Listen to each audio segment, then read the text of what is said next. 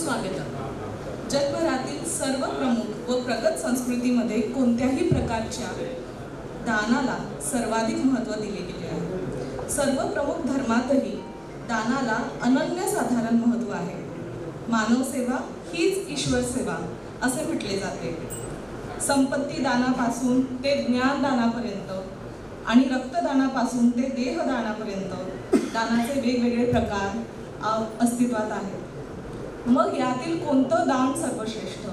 तर अर्थातच ज्या दानाने दुसऱ्याला जीवनदान मिळतं म्हणजेच अवयवदान.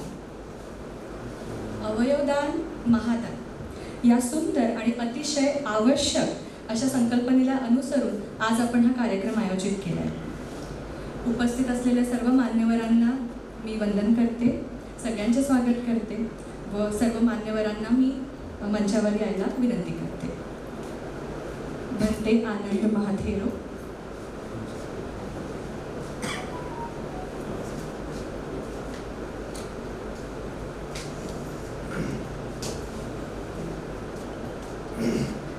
मौलाना मुजम्मिल.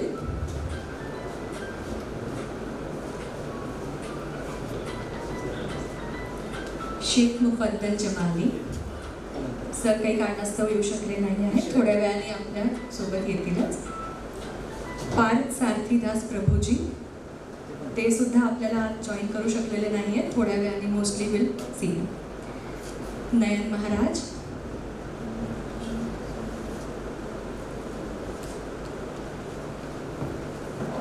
BK मीनाक्षी दीदी येणार आहेत, थोड्या वेळात येतातच आहे. नितेश सिंग चौहान.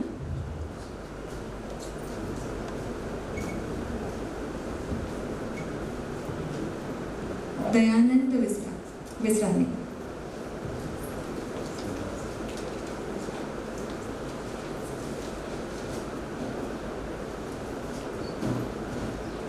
आपले IMA MS चे ट्रेझरर डॉक्टर स्नेहल फेगळे यांना मी मंचावर आमंत्रित करते.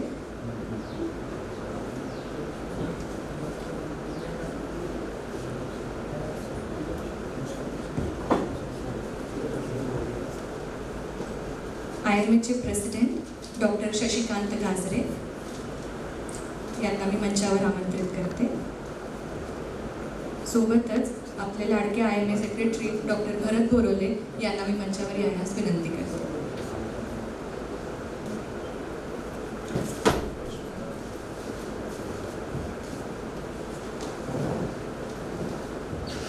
सर्वात प्रथम आपण आपल्यात उपस्थित असलेल्या धर्मगुरूंचे स्वागत करूयात.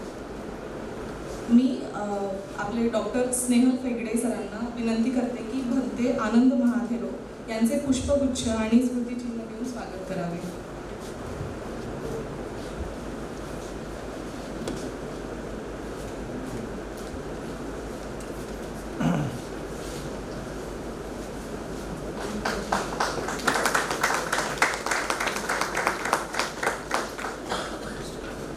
डॉक्टर स्नेहल फेगडे सर आता मौलाना मुजम्मिल सरांचे स्मृतिचिन्ह देऊन आणि पुष्पचिन्ह देऊन स्वागत करते.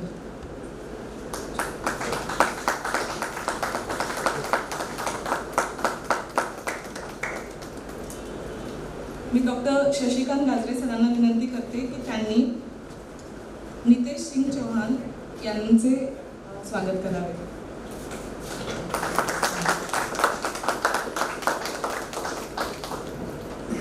शशिकांत गाजरे सर नयन महाराज सरांचे आता स्वागत करते.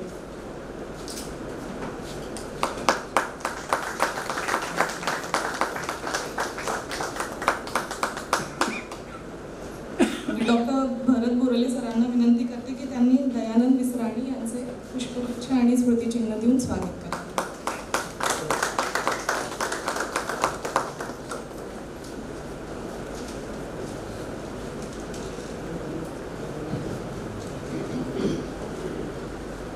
मी आमचे IMAचे प्रेसिडेंट डॉक्टर शशिकांत गाजरे यांना विनंती करते की आजच्या कार्यक्रमाची प्रस्तावना करावी.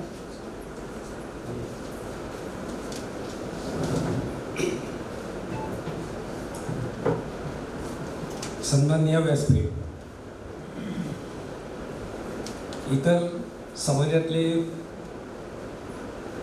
प्रमुख प्रमुख नेते आणि काही रुग्ण आणि त्यांचे नातेवाईक,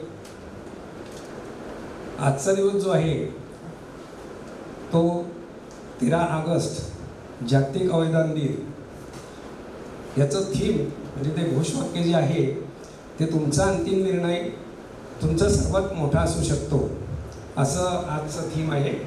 आणि त्यावरच पूर्ण या जगामध्ये त्याचं प्रसार आणि प्रचार हा करण्यात येत आहे. तर आपण जर असं पाहिलं तर भारतीय संस्कृतीमध्ये दानाचे अनेक प्रकार आहेत, त्याची परंपरा देखील आहे. एखाद्या कोटीनुसार धान्य, कपडं, अन्नपदार्थ आणि पैसे ह्या वस्तू आपण गरजूंना मुकपणे देऊन विसरणं याला दान म्हणतात. न भूप्रदानम न सुवर्ण दानम न गोप्रदानम तथा अन्नदानम यथा वंदती य महाप्रदानम सर्वेषु दानेषु अभयप्रदानम. अर्थातच भू, सुवर्ण, गाय, अन्न याचे दान महत्त्वपूर्ण तर आहेच, परंतु अभयदान अर्थात प्राणदान हे महाप्रदान असं आहे. आपणास रक्तदान नेत्रदानाबद्दल माहिती आहे, परंतु एखाद्या व्यक्तीचा जीव वाचेल आणि त्याचे जीवनमान सुधारेल अशा अवयवदानाबद्दल माहिती आजच्या दिवशी त्याचा प्रचार करणं अतिशय महत्त्वाचं आहे. अवयवदान ही खरं म्हणजे काळाची गरज आहे. आपण आज जर पाहायला गेलं तर पूर्ण आपल्या भारतातला जो सर्वे जो आहे त्यामध्ये 5 लाख रुग्ण हे अवयवदानाच्या प्रतीक्षेमध्ये, अवयव मिळण्याच्या प्रतीक्षेमध्ये आहेत. प्रत्यारोपणाची त्यांना गरज आहे. त्यातच जवळजवळ 2 लाख रुग्ण किडनीचे, त्यामध्ये देखील त्यांना अवयवदानाची गरज आहे. आज आपल्या महाराष्ट्रातली जर आपण परिस्थिती पाहिली तर किडनीकरता वेटिंग लिस्ट जी आहे ती जवळजवळ 9,000पर्यंत आहे. त्यात लिव्हर 2,000पर्यंत, हृदय 140, फुफ्फुस 51 आणि स्वादुपिंड 32. त्यातच आतड्यांची देखील गरज आहे, त्यामध्ये 6 पेशंट वेटिंगमध्ये आहेत आणि त्यात कॉर्निया जवळजवळ 1400 ते 1500 व्यक्ती जे आहेत त्या कॉर्नियाकरता वेटिंग आहे. अवयवदानाचे महत्त्वाचे 2 प्रकार जे आहेत ते जिवंतपणे अवयवदान करणं आणि मृत व्यक्ती म्हणजे ब्रेन डेथ ज्याची होते त्याच्यामध्ये. आता जिवंतपणे जर आपण अवयवदान करायचं म्हटलं तर त्यामध्ये किडनी, नंतर लिव्हर आणि फुफ्फुस अशा ह्या 3 अवयवांचंच आपल्या जिवंतपणे आपल्याला दान करता येतं. आणि जिवंतपणे दान करण्यामध्ये देखील की आपले जवळचे जे नातेवाईक जे असतात त्यामध्येच देखील देणं अतिशय महत्त्वाचं आहे. जिवंतपणे दाता आपल्या व्यक्तीकडून, एका व्यक्तीकडून दुसऱ्या व्यक्तीकडे तो देत असतो, त्यामध्ये रिलेशन अतिशय महत्त्वाचं असतं. त्यामध्ये पती पत्नी, मुलगा मुलगी, आई वडील, भाऊ बहीण, आजी आजोबा, नातू आणि नात आणि लांबचे नातेवाईक, त्यामध्ये काका मामा, मुलं देखील येतात. आणि काही प्रिय व्यक्ती, आप्तेष्ट की ज्यांना रुग्णांबद्दल काळजी वाटते किंवा ते नातेवाईक लांबचे नातेवाईक असतात, अशांमध्ये कायदेशीर प्रक्रिया पार पडून त्यांचं ऑर्गन आपल्याला ट्रान्सप्लांट करता येतं. मृत व्यक्तीचं अवयवदान म्हणजे मस्तिष्क मृत की ज्याला आपण ब्रेन डेथ असं म्हणतो. बऱ्याच वेळा ॲक्सिडेंट झाल्यानंतर त्यामध्ये ब्रेन डेथ होते, परंतु बाकीचे अवयव रक्तपुरवठा हा चालू राहतो आणि पेशंट हा एक तर व्हेंटिलेटरवर असतो, बाकीचे अवयव त्यामध्ये चांगले असतात. यामध्ये जवळजवळ 8 लोकांचा फायदा या व्यक्तीमध्ये होऊ शकतो.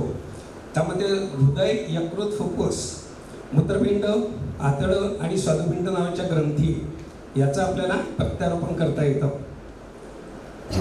बऱ्याच ठिकाणी असं होतं की किडनी जर जुळत नसलेली 2 कुटुंब एकत्र येऊन अदलाबदल देखील करता येते, त्याला आम्ही स्वॅप ट्रान्सप्लांट असं म्हणतो. काही अवयवदानाची आव्हाने जी आहेत त्यामध्ये अज्ञान, पूर्वग्रह, योग्य मार्गदर्शनाचा अभाव, जागृतीचा अभाव, शस्त्रक्रियेची भीती, कायदेशीर आणि नैतिक अडचणी, अवयव साठवण आणि वाहतूक समस्या यामध्ये बऱ्यापैकी प्रॉब्लेम या ट्रान्सप्लांटच्या वेळेमध्ये येत असतात. दुसरं एक राहिलं की आम्ही डॉक्टर लोक सांगतो की बाबा ट्रान्सप्लांट करा किंवा अवयवदान द्या, पण त्यापेक्षा आपल्या समाजामध्ये वेगवेगळे पंथ आहेत, काही धर्म आहेत. आपल्यामध्ये फार पूर्वापार चालत आलेली गुरु अशी परंपरा आहे की आपण गुरूंवर जास्त विश्वास ठेवतो आणि त्यांच्या मार्गदर्शनाखाली आपण काम करत असतो. म्हणून आजचा जो कार्यक्रम जो आहे तो असाच याच्यामध्येच की समाजामध्ये जागृती व्हावी, सकारात्मक भूमिका सगळ्यांनी घ्यावी म्हणून सगळ्यांना इथं व्यासपीठावर बोलवण्यात आलेलं आहे.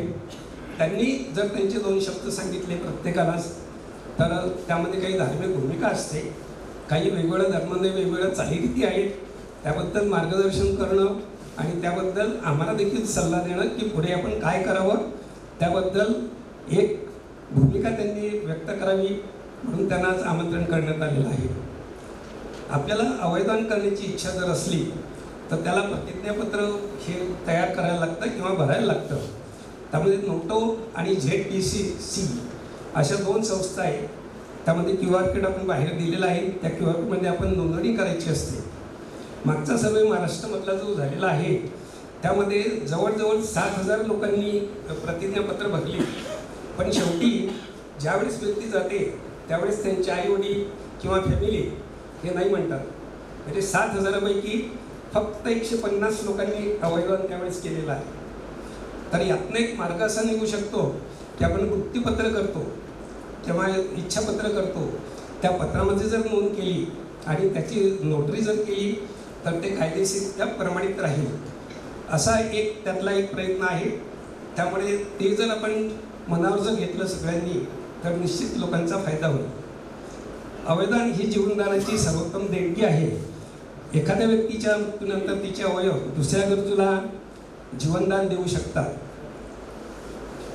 एक आहे परोपकाराय फलंती वृक्षः, परोपकाराय भवन्ति नद्या, परोपकाराय दुहन्ति गाय, परोपकारार्थ मिदं शरीरम. म्हणजेच परोपकारासाठी झाडं फळं देतात, परोपकारासाठी नद्या वाहतात, परोपकारासाठी गायी दूध देतात आणि परोपकारासाठीच हे शरीर देखील आहे.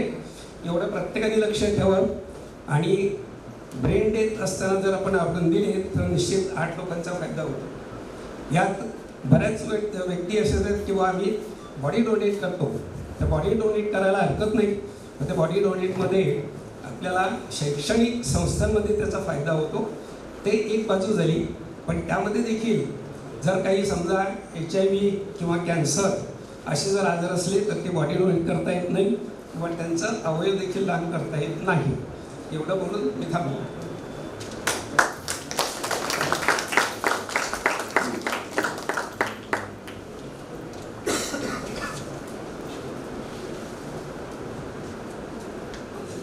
जीव असताना तर आपण जगतोच, पण मृत्यूनंतरही जर तुम्हाला जगायचे असेल तर ऑर्गन डोनेशन म्हणजेच अवयव दानाशिवाय दुसरा पर्याय नाही. दरम्यान आपल्यामध्ये पार्थ सारथी दास प्रभूजी यांचं आगमन झालेलं आहे.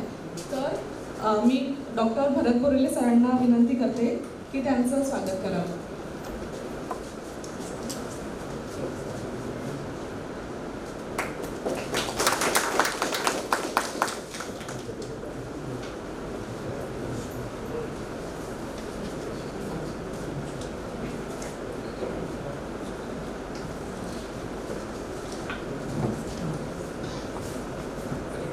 BK मीनाक्षी दीदींचं सुद्धा आगमन झालेलं आहे. मी मीनाक्षी दीदींना रिक्वेस्ट करते की त्यांनी कृपया मंचावर यावे. ओके, सॉरी, BK वर्षा दीदी आहे. मी शशिकांत गाजरे सरांना विनंती करते की त्यांनी BK वर्षा दीदींचं स्मृतिचिन्ह व पुष्पगुच्छ देऊन स्वागत करावं.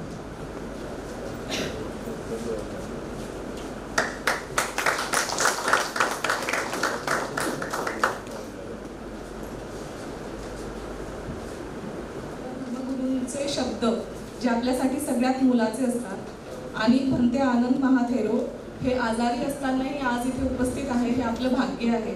तर मी त्यांना विनंती करते की त्यांनी या विषयावर आपले विचार मांडावे. सप्टेंबर 1948 श्रीलंका येथे झाला होता. त्यांचे धम्म प्रचारासाठी श्रीलंकेतून ते भारतात आले. तक्षशिला महाविद्यालयाची त्यांनी स्थापना केली. अनेक पुस्तकं लिहिली आहेत. त्यामध्ये संपूर्ण महापरित्राण पाठ, मानवाची आचारसंहिता असे बरेच पुस्तकं आहेत. संघमित्र वंदना संघाची त्यांनी स्थापना केली आणि सध्या ते जळगाव येथे सुगत तथागत महावीर संत चोखामेळा वसतिगृह मध्ये अध्यक्ष म्हणून कार्यरत आहे.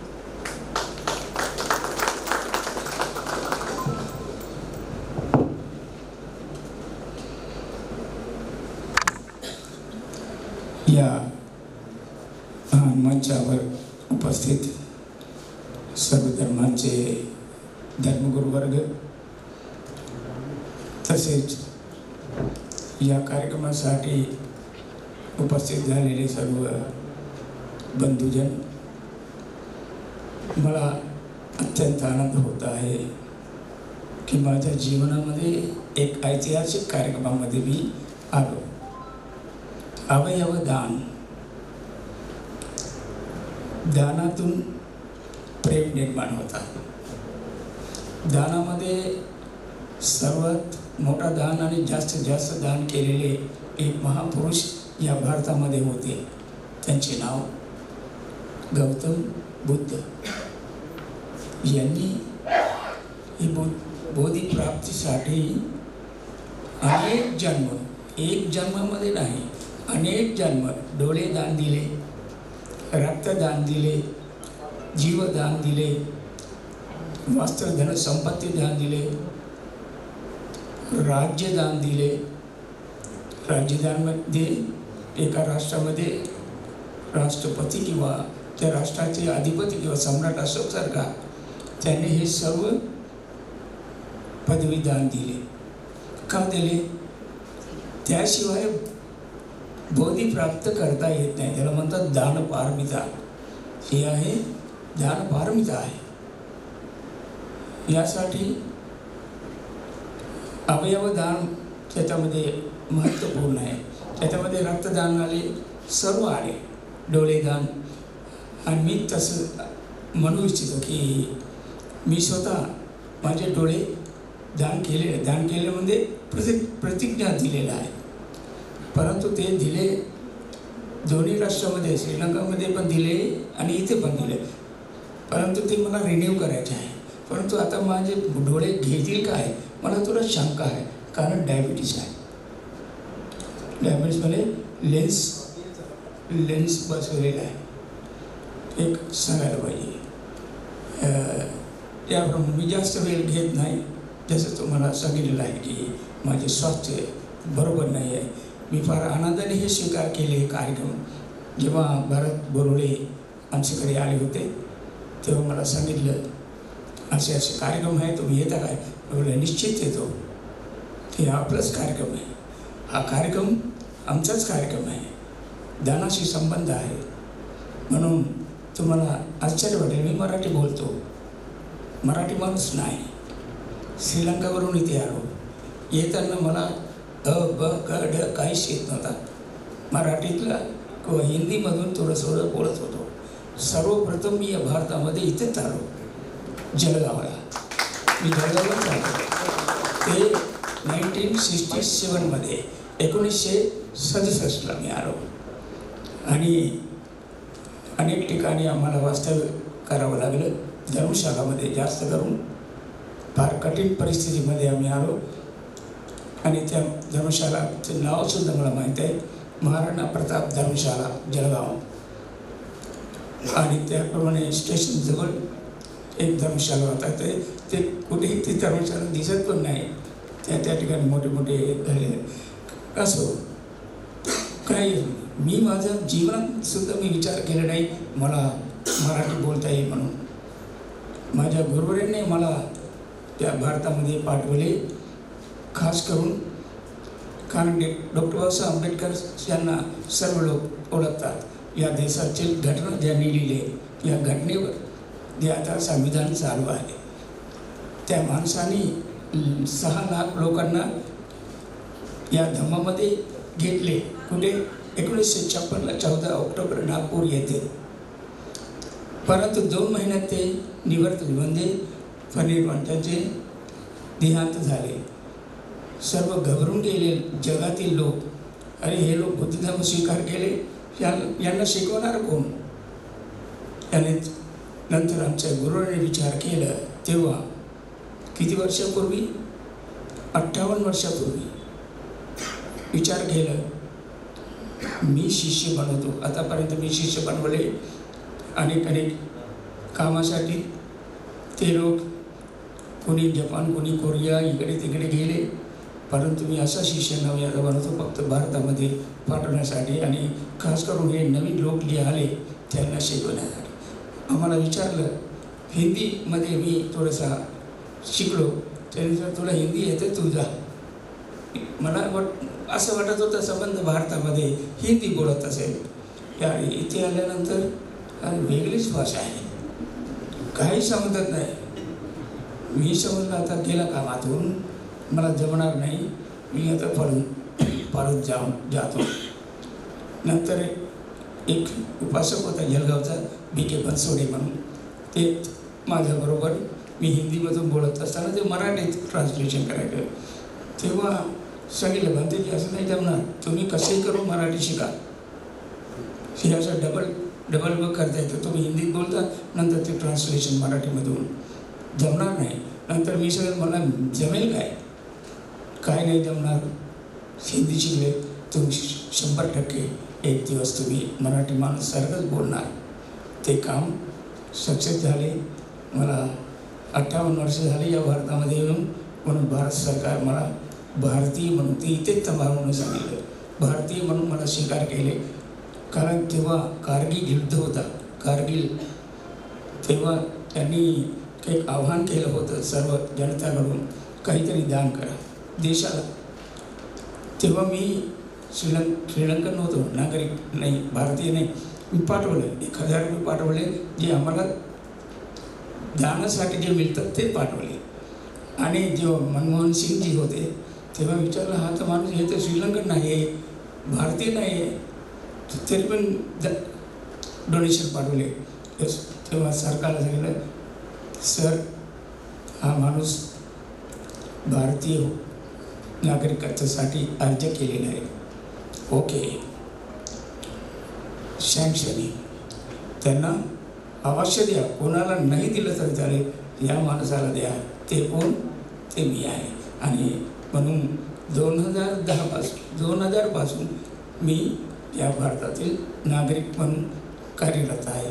आणि यापुढे सुद्धा या संस्थेला हे जे अवयवदान आहे, आता दिवस या अवयवदान आहे, आपल्याला आम्ही जोपर्यंत आमचे जीव आहे तोपर्यंत आम्ही तुम्हाला सहकार्य करून, आणि आमच्या जे जनता आहे भरपूर आहे, करोड आहे, लाख आहे, सर्वात जास्त महाराष्ट्रामध्ये आहे, सर्वात जास्त महाराष्ट्रामध्ये आहे, 1 करोडपेक्षा जास्त आहे.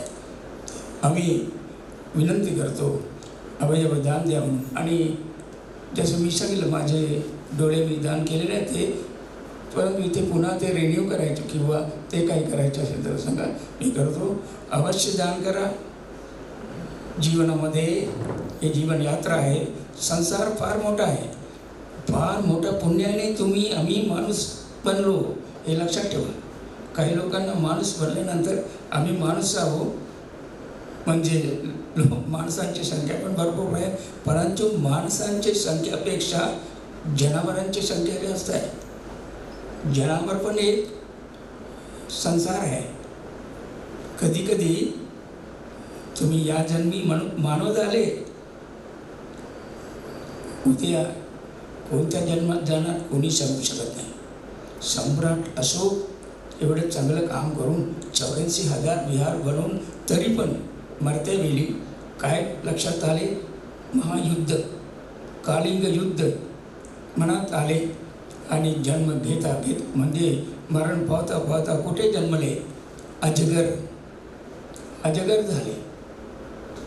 एवढे काम करून सुद्धा. म्हणून लक्षात ठेवा, हे जीवन फार अद्भुत आहे, तुम्हाला भेटलेलं आहे, फार हे दुर्लभ आहे. किच्चो मनुष्य पटलाभो किच्चा मच्छान जीविताम किच्चांचं धम्म समणम किच्चो बुद्धानं उपाय. हे मानव जन्म घेणं फार दुर्लभ आहे, फारच कठीण आहे. फार मोठं सगळं काम तुम्ही संसारामध्ये कुठे केलं म्हणून या जन्मामध्ये आले, या जन्मात आले, बुद्धी मिळाले. तुम्ही निश्चितच एकमेकाची सेवा करा, हसा. एक प्राणी तुम्हाला बघितल्यानंतर समोर समोर माणसंच येतात ना, दुश्मन नाही ना कोणीही असो. कारण असे आहे काही देशामध्ये, इंग्लंडला गेला असेल तुम्ही, समोर समोर कुणाची भेट झाली, डोळे समोर आले, ते हसतात आणि आचार हे करतात. ओळख होण्याची काही आवश्यकता नाही. त्या अनुभवाने मी सुद्धा जसं भारतात आलो आणि मी पण जसं ट्रेनमध्ये समोर समोर बसत असताना मी पण मला ते सवय आहे, कोणी समोर माणूस भेटले मी हसतो. नंतर हसल्यानंतर तो समोरचा माणूस असं हाताने एक इशारा केला, मला समजलं नाही, असं केलं कसं, असं केलं. बरोबर, हे असं का करतात? तरी पण मी पुन्हा हसलो. तेव्हा ते विचारायचं, मला तुम्ही ओळखता काय? नाही. मग हसले का जरा? माणूस म्हणून हसलो, दुसरं काहीच नाही. म्हणून आता इथे आम्ही बघा वेगळे वेगळे पंथाचे आहे, सगळं बसलेलं आहे. तिकडे आहे, इकडे आहे. सुरुवातीला मला राग यायची, कोणाची? दाढीवाल्यांची. पूर्वी आता नाही, भरपूर राग यायचे तेव्हा. आता नाही आहे, तुम्ही हे कर. नंतर जसं जेव्हा समजलं मला असं काय येतं, याचा अर्थ माझ्या मनामध्ये मानवता नाही आहे, मानवता माझ्या मनामध्ये नाही आहे. म्हणून हे द्वेषबुद्धीने बघतो. कोणी कधी कोणाला द्वेषबुद्धीने बघणं. केव्हा समजा तुम्हाला रक्ताची आवश्यकता आहे, हॉस्पिटलमध्ये कुठेही मिळत नाही, बस एक ब्लड ग्रुप सेट होतात. बघितलं त्यानंतर कोणाचा आहे? तो मोहम्मद साहेबांचा आहे. रक्त कुठून आणले? मोहम्मद साहेबांकडून. नको म्हणेल काय? मरायचे काय? ते रक्त घ्यावं लागेल. रक्तामध्ये काही फरक आहे का? रक्तामध्ये काही फरक नाही. फक्त ग्रुप वेगळे वेगळे आहे, याच्याप्रमाणे ग्रुप मॅच व्हायला पाहिजे, तेवढंच. मी जास्त बोललो काय माहीत नाही, पण मला एक फार वाईट सवय आहे. एकदा माईक हातात आले सोडायला मन लागत नाही. तर म्हणून तरी पण फार मुश्किल निघते. ज्याप्रमाणे हाय स्पीड जाणारी गाडी कंट्रोल करतो, गिअर बदलून मी पण असा सर्व काय करून मी थांबण्याचा प्रयत्न करतो. पुन्हा एकदा मी या संघटनेला धन्यवाद देतो. फार पुण्याचे काम करून राहिले. हे अवयवदान आमच्या महान दिने तुम्ही हा केलेला उपक्रम उत्कृष्ट आहे. मी तुम्ही सर्वांना दीर्घायुष्य हो या कार्यकर्त्यांना, आणि तुम्हाला सुद्धा अवयव देण्यासाठी कोणी इच्छा प्रकट केलेली कोणी असेल त्यांचे जीवन दीर्घायुष्य हो असं मी सर्वांना आशीर्वाद देतो. अभिवादनशीलिस निश्चंवद्धपचाय चत्तारो धम्मा वर्धन्ति आयुर्वन्नो सुखम् आयुरारोग्य संपत्ति सर्वसंपत्तिमेव च अतो निब्बाण संपत्ति इमिनाते समिज्जतु. साधु साधु.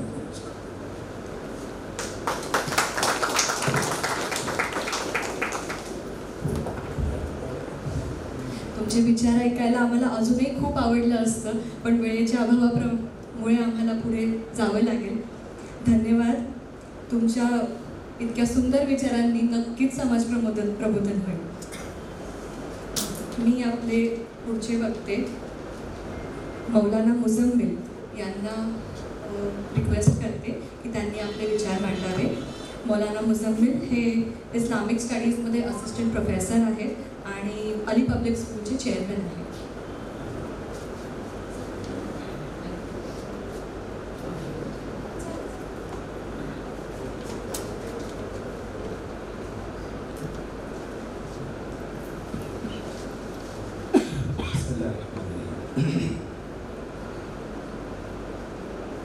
बहुत ही महत्वपूर्ण उद्देश्य के साथ आयोजित इस बहुत खूबसूरत महफिल में मंच पर उपस्थित मान्यवर और मेरे सामने बैठे हुए श्रोतागण,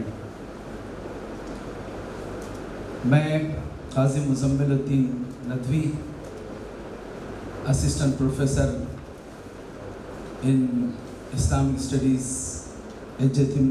कॉलेज जलगांव। मैं अगर अपना इंट्रोडक्शन देना चाहूँ तो मैं कह सकता हूँ कि शिक्षण से मैं धर्मगुरु हूँ। रिलीजियस स्टडीज़ में मैंने पोस्ट ग्रेजुएशन की है, तो शिक्षण से मैं धर्मगुरु हूँ, प्रोफेशन से प्रोफेसर हूँ और मिजाज से शायर हूँ। और मैं अपनी गुफ्तगू का आगाज़, अपने वार्तालाप का प्रारंभ इन दो पंक्तियों के साथ करना चाहता हूँ कि तबस्सुम बख्श दो कलियों को और फूलों को हंसी दे दो। फूल हमारी ज़िंदगी में खुशी, आनंद और प्रेम का प्रतीक होता है, और जब फूल बनने से पहले कली मुस्कुराती है तो उसको मुस्कान कहते हैं और उर्दू में उसको तबस्सुम कहते हैं। तो शायर कहता है कि कली को तबस्सुम दे दो, मुस्कान दे दो, फूल को हंसी दे दो। मतलब जहाँ तक हो सके हम खुशी और आनंद जो है उसका प्रसार करें। तो शायर कहता है कि तबस्सुम बख्श दो कलियों को और फूलों को हंसी दे दो। तबस्सुम बख्श दो कलियों को और फूलों को हंसी दे दो, और काम आ जाए दूसरों के तो अपनी ज़िंदगी दे दो।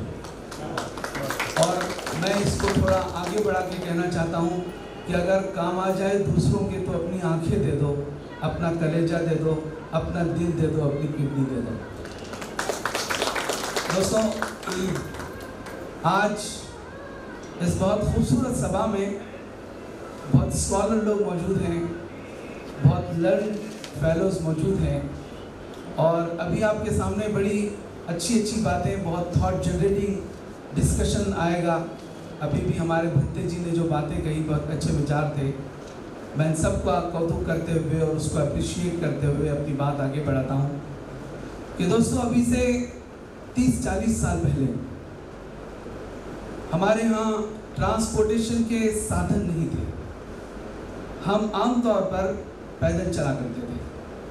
अमीर गरीब सब रास्तों पर पैदल चलते थे। जब डॉक्टर अपने दवाखाने के लिए निकलता था तो अपना बैग हाथ में लेकर पैदल चलते हुए अपने दवाखाने जाता था। एक बिजनेसमैन अपने ऑफिस में, और सारे लोग, हमारे एक रिलेटिव थे जो एजुकेशन ऑफिसर थे। उनके घर से उनका ऑफिस तकरीबन 4 किलोमीटर दूर था। बहुत प्लीजिंग पर्सनालिटी, बहुत अच्छे कपड़े पहनकर, लेदर का बैग हाथ में लेकर बड़ी शान से वो अपने ऑफिस जाया करते थे। पैदल चलने में एक ख़ास बात है दोस्तों कि जब एक अच्छा इंसान, एक श्रीमंत व्यक्ति जब रास्ते से चलता है तो रास्ते के किनारे उसको एक ऐसा आदमी भी मिल जाता है जिसको रात की रोटी नसीब नहीं हुई थी। एक ऐसी विधवा भी उसको रास्ता रोक के अपनी बात पेश कर देती है जिसका बच्चा किसी हॉस्पिटल में बीमारी से तड़प रहा है और उसके पास इलाज के पैसे नहीं हैं। एक ऐसा लाचार और परेशान हाल आदमी भी आपसे मिल जाता है जिसकी बेटी के हाथ पीले करने के लिए उसके पास पैसे नहीं है और उसके बच्चे की फीस अदा करने के लिए उसके पास कोई इंतज़ाम नहीं है। और जब एक अच्छा इंसान जिसको खुदा ने कुछ वसाइल भी दिए हैं, कुछ रिसोर्सेज भी दिए हैं, उसका दिल ऐसे मौके पर ये दृश्य देखकर धड़क उठता था और वो मदद के लिए अपना हाथ आगे बढ़ा देता था।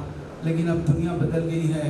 अब हम अपने घर से ऑफिस की तरफ जाते हैं तो गाड़ी में बैठते हैं, एसी शुरू करते हैं, खिड़कियां बंद करते हैं और अपने ऑफिस पहुंच जाते हैं। लेकिन पीछे हमदर्दी, मोहब्बत के वो जज्बात और दूसरों की मदद के वो ख्यालात, वो एहसासात पीछे रह गए हैं और हमारी ज़िंदगी आगे बढ़ गई है। दोस्तों, किसी ने बहुत अच्छी बात कही है कि आधी दुनिया से लापरवाह है, गाफिल है, कि वो ऐश करती है और हमारे समाज का एक बहुत बड़ा हिस्सा बीमारियों से परेशान है, मुसीबतों और तकलीफ़ों से तड़प रहा है और हम उनकी ज़रूरतों को पूरा करने के लिए तैयार नहीं हैं। जब कोई आदमी मर जाता है तो उसके जनाजे को कांधा देने के लिए, उसकी अर्थी उठाने के लिए हम बहुत बड़ी तादाद में पहुंच जाते हैं, लेकिन जब वो जिंदा होता है तो उसको सहारा देने के लिए हम तैयार नहीं होते। किसी शायर ने बहुत अच्छी बात कही है कि पराए ज़ख्म उठाना भी एक इबादत है, पराए ज़ख्म उठाना भी एक इबादत है, और किसी का दर्द मिटाना भी एक इबादत है। ब्लड डोनेशन के ताल्लुक से ये बात कही गई है कि किसी को खून जिगर देकर करना जिंदा भी, किसी को खून जिगर दे के करना जिंदा भी, किसी की जान बचाना भी एक इबादत है। और चटकती धूप में भूखे यतीम बच्चों को मोहब्बतों से खिलाना भी एक इबादत है। और बाद मरने के ये आंखें, और बाद मरने के ये आंखें किसी को दे देना, किसी की दुनिया सजाना भी एक इबादत है। दोस्तों,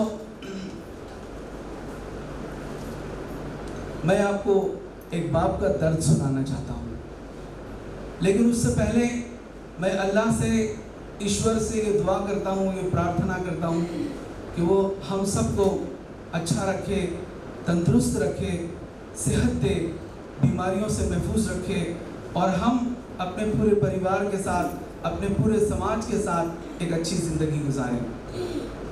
एक ऐसा बाप जिसने अपने बेटे को बहुत अच्छा पढ़ाया लिखाया, उसके लिए बहुत सारे ख्वाब, बहुत सारे सपने देखे, और वो बच्चा पढ़ लिख कर बड़ा होकर एक अच्छा इंसान बनकर अच्छी डिग्रियां लेकर वापस आया और इस लायक बन गया कि वो अपने बाप के कंधे का जो बोझ है वो अपने कंधों पर उठा सके। अचानक उसकी तबीयत ख़राब हुई, और जब बाप उसको दवाखाने ले गया तो डॉक्टर ने उसका इन्वेस्टिगेशन किया, उसको चेक किया, और उस बाप को ये बताया कि तुम्हारे बेटे की दोनों किडनियां ख़राब है। उस बाप की क्या हालत होगी, वो कितना, उसका दिल धड़केगा, उसकी आंखों से आंसू बहेंगे, और उसकी दुनिया सूनी हो जाएगी, उसके सारे सपने बिखर जाएंगे। और ऐसे मौके पर अगर उससे कोई ये कह दे कि तुम फला जगह जाओ, वो एक भला आदमी है, वो तुम्हारे बेटे को किडनी दान करके और उसको ज़िंदगी देने का अवसर प्राप्त कर सकता है, तो वो बाप उसके पास पहुंचकर किस तरह गिड़गिड़ा कर, रो कर इस बात का अनुरोध करेगा कि तुम मेरी मदद करो। दोस्तों, वो बाप का दर्द अगर हम अपने सीने में पैदा कर लें, और आज हमारी इस दुनिया के अंदर कितने लोग हैं जो तड़प रहे हैं, कितने लोगों को किडनी की ज़रूरत है, दिल की ज़रूरत है, आँखों की ज़रूरत है, और उनकी ज़िंदगी बचाई जा सकती है, फिर से उनकी दुनिया सजाई जा सकती है।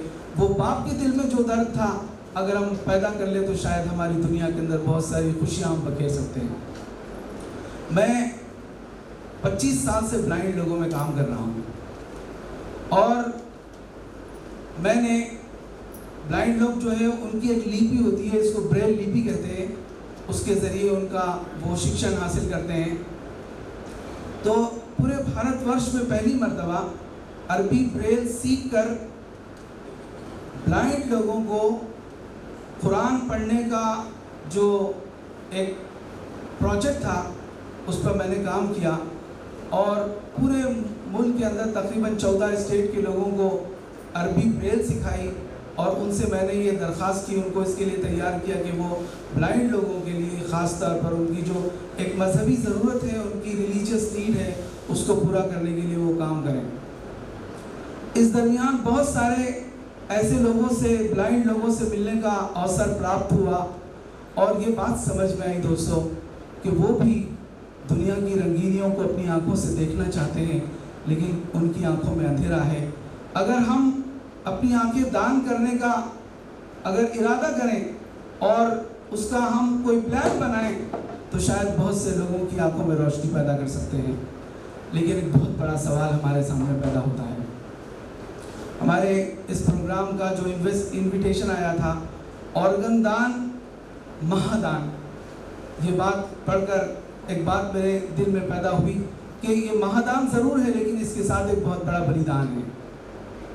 और बलिदान, सेक्रीफाइस आज के स्वार्थी दौर में जब लोग हर चीज़ कमर्शियल लेवल पर सोचते हैं और जब वो कोई चीज़ देते हैं तो वो ये सोचते हैं कि इसके बदले में हमें क्या मिलेगा। ऐसे स्वार्थी दुनिया में हमें सेक्रीफाइस का और बलिदान का अर्थ समझना और समझाना बहुत मुश्किल है। मैं कहानी आपको सुनाना चाहता हूँ कि एक आदमी था, बड़ा आदमी, बिजनेसमैन, बहुत पैसे कमाए, दुनिया के बहुत सारे रिसोर्सेज जमा किए। अचानक उसको कोई तकलीफ हुई, डॉक्टर के पास गया और डॉक्टर ने उसको चेक करके ये कहा कि तुम्हें ब्लड कैंसर है और तुम्हारी बीमारी ऐसे स्टेज पर है कि अब तुम्हारा इलाज नहीं किया जा सकता। उसने और बहुत सारे डॉक्टर्स के पास जाकर और भी बहुत तहकीक की और अपने इलाज के लिए बहुत सारी कोशिश की, लेकिन सारे डॉक्टरों ने हाथ उठा दिए और उससे कह दिया कि तुम्हारा इलाज नहीं हो सकता, तुम्हारे पास 3-4 महीने हैं, उसके बाद तुम मर जाओगे। उसके बाद वो एक धर्म गुरु के पास गया और अपना दर्द, अपनी बप्ता उससे सुनाई कि मैं एक बहुत थोड़े से वक्त के लिए ज़िंदा हूँ, उसके बाद मुझे मर जाना है, मैं क्या करूँ, आप मुझे कुछ सुझाव दो। तो वो जानते थे कि ये एक छोटे से गांव का रहने वाला है।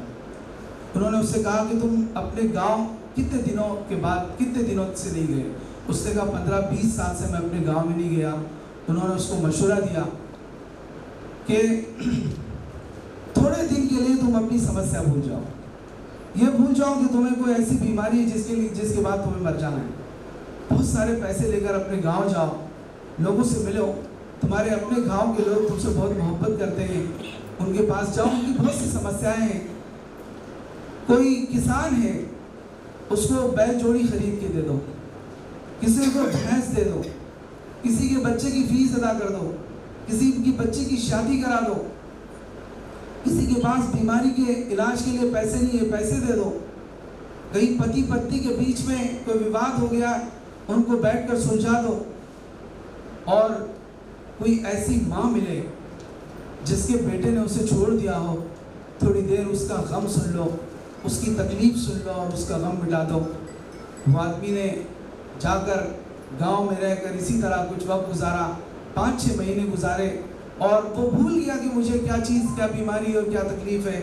6 महीने के बाद जब वो शहर आया, डॉक्टरों के पास गया और उसने अपना वापस से इन्वेस्टिगेशन कराया, तो डॉक्टरों ने बहुत ताज्जुब के साथ ये कहा कि तुम्हें कोई बीमारी नहीं है, तुम्हारा कैंसर ख़त्म हो चुका है। दोस्तों, ये ज़िंदगी का एक बहुत बड़ा सच है कि अगर आप दूसरों की समस्याएं हल करने के लिए निकलते हैं तो प्रकृति, खुदा, अल्लाह वो भी तुम्हारी मुश्किलों को आसान करने का इरादा कर लेता है। एक ऐसा आदमी जो सिंगर था, हमारे एक धर्म गुरु के पास आया और उसने कहा कि मौलाना, मैंने ऐसी ज़िंदगी गुजारी है, बहुत पैसे जमा किए, बहुत बड़ा घर बनाया, बहुत आलीशान ज़िंदगी गुजारी और कार खरीदी और सब कुछ मुझे मिल गया, नाचा कूदा ऐश किया, लेकिन मैं जब अपने बारे में सोचता हूँ तो मुझे शांति नहीं मिली, मुझे सुकून नहीं मिला, मेरी ज़िंदगी में सेटिस्फैक्शन नहीं है। उन्होंने उसको बुलाया और एक बहुत अच्छी बात समझाई, एक बहुत राज की बात समझाई। उन्होंने कहा कि ईश्वर ने हमें 4 चीज़ें दी है, body, mind, heart and soul. बदन, दिल, दिमाग और रूह। तुमने जो कुछ भी कमाया, जो कुछ खाए, जो कुछ पहना, जो कुछ भी किया, वो सब अपनी बॉडी की जो रिक्वायरमेंट थी उसको पूरा करने के लिए किया, लेकिन सुकून का ताल्लुक बदन से नहीं है, बल्कि उसका ताल्लुक दिल से है और रूह से है। तुम्हारी रूह प्यासी है, तुम्हारी जो सोल है वो उसको ज़रूरत है कि तुम उसकी ज़रूरत को पूरा करो। और उन्होंने समझाया कि खुद अगर तुम खाना खा लो तो उससे तुम्हारी बॉडी की ज़रूरत पूरी होती है, लेकिन अगर किसी को खिला दो तो उससे तुम्हारी रूह को, आत्मा को शांति मिलती है। अगर तुम कपड़े पहन लो तो तुम खुश हो जाओगे, तुम्हारी बॉडी की ज़रूरत पूरी होगी, लेकिन अगर तुम किसी नंगे को कपड़ा पहना दो, एक ऐसा इंसान जिसके पास कपड़े ना हो, उसको उसके बदन पर अगर कपड़े डाल दो तो तुम्हारी आत्मा जो है वो सुकून हासिल करेगी। तो दोस्तों, हम अंधश्रद्धा के नाम पर बहुत सारी चीज़ों का इनकार करते हैं, लेकिन आध्यात्मिकता ये भी एक बहुत अहम चीज़ है, उसको समझने की ज़रूरत है। हमको ईश्वर ने रूह दी है और उसको सुकून पहुंचाने के लिए बलिदान की ज़रूरत पड़ती है। और मैं आज अपनी बात इसी चीज़ पर रोकता हूँ कि हम अपनी ज़िंदगी में दान और बलिदान करना सीखें, और उसके साथ साथ अगर ज़रूरत पड़े तो लोगों की जान बचाने के लिए जो कुछ हम कर सकते हैं उसको करने की कोशिश करें। एक शेर के साथ मैं अपनी बात ख़त्म करता हूँ कि जब भी मैं मुस्कुराता हूँ तो ये आँखें भीग जाती हैं, जब भी मैं मुस्कुराता हूँ तो ये आँखें भीग जाती हैं, कोई नगमा सुनाता हूँ तो आँखें भीग जाती है, न जाने भूख से कितने ही बच्चे मर गए होंगे। मैं जब लुक़मा उठाता हूँ तो आँखें भीग जाती है। और कभी नोटों की खुशबू में फाके बोल उठते हैं। फाका मतलब एक भूखा आदमी जिसको खाना न मिले, तो कभी नोटों की खुशबू में वो फाके बोल उठते हैं। मैं जब तनख्वाह पाता हूँ तो आँखें भीग जाती है। वाह।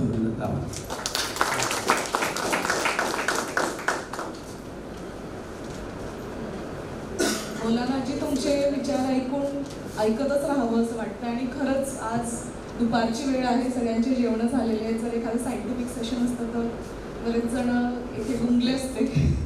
पण जेव्हा आपण माणुसकीच्या गोष्टी ऐकतो, धर्मगुरूंच्या त्यांच्या मुखातून ऐकतो, तर कसं माणूस त्यामध्ये गुंततं हे आज समजायला लागले. आणि खरंच असं वाटायला लागलं की हे ऐकतच राहावं. म्हणजे माणुसकीला किती महत्त्व आहे आणि त्याच अनुषंगाने ऑर्गन डोनेशनला किती महत्त्व आहे ह्याचा आज आपल्याला प्रचिती येते. आता मी नयन महाराज स्वामीनारायण टेम्पल यांना विनंती करते की त्यांनी आपले विचार मांडावे.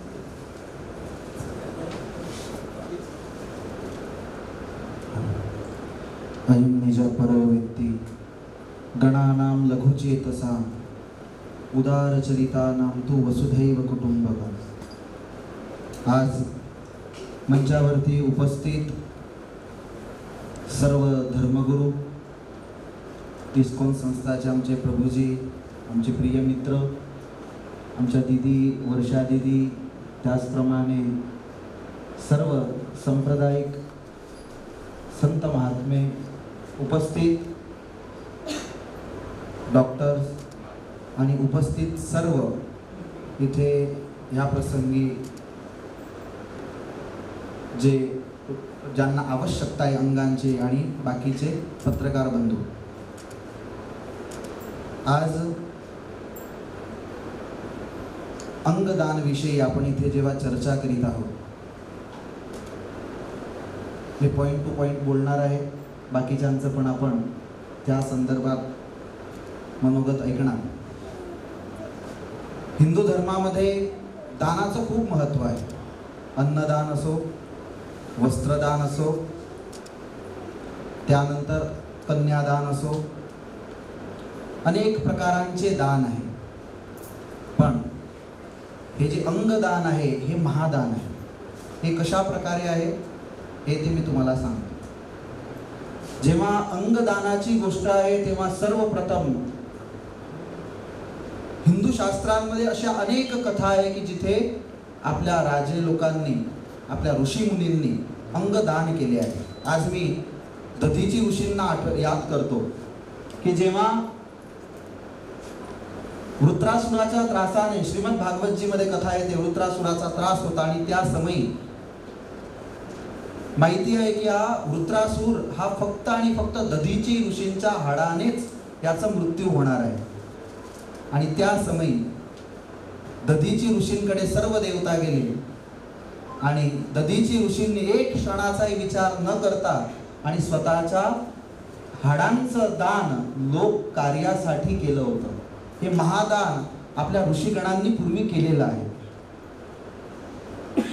दानाची जेव्हा गोष्ट आहे, आपण वारंवार कोणी सत्य बोललं म्हणजे राजा हरिश्चंद्रांना याद करतो.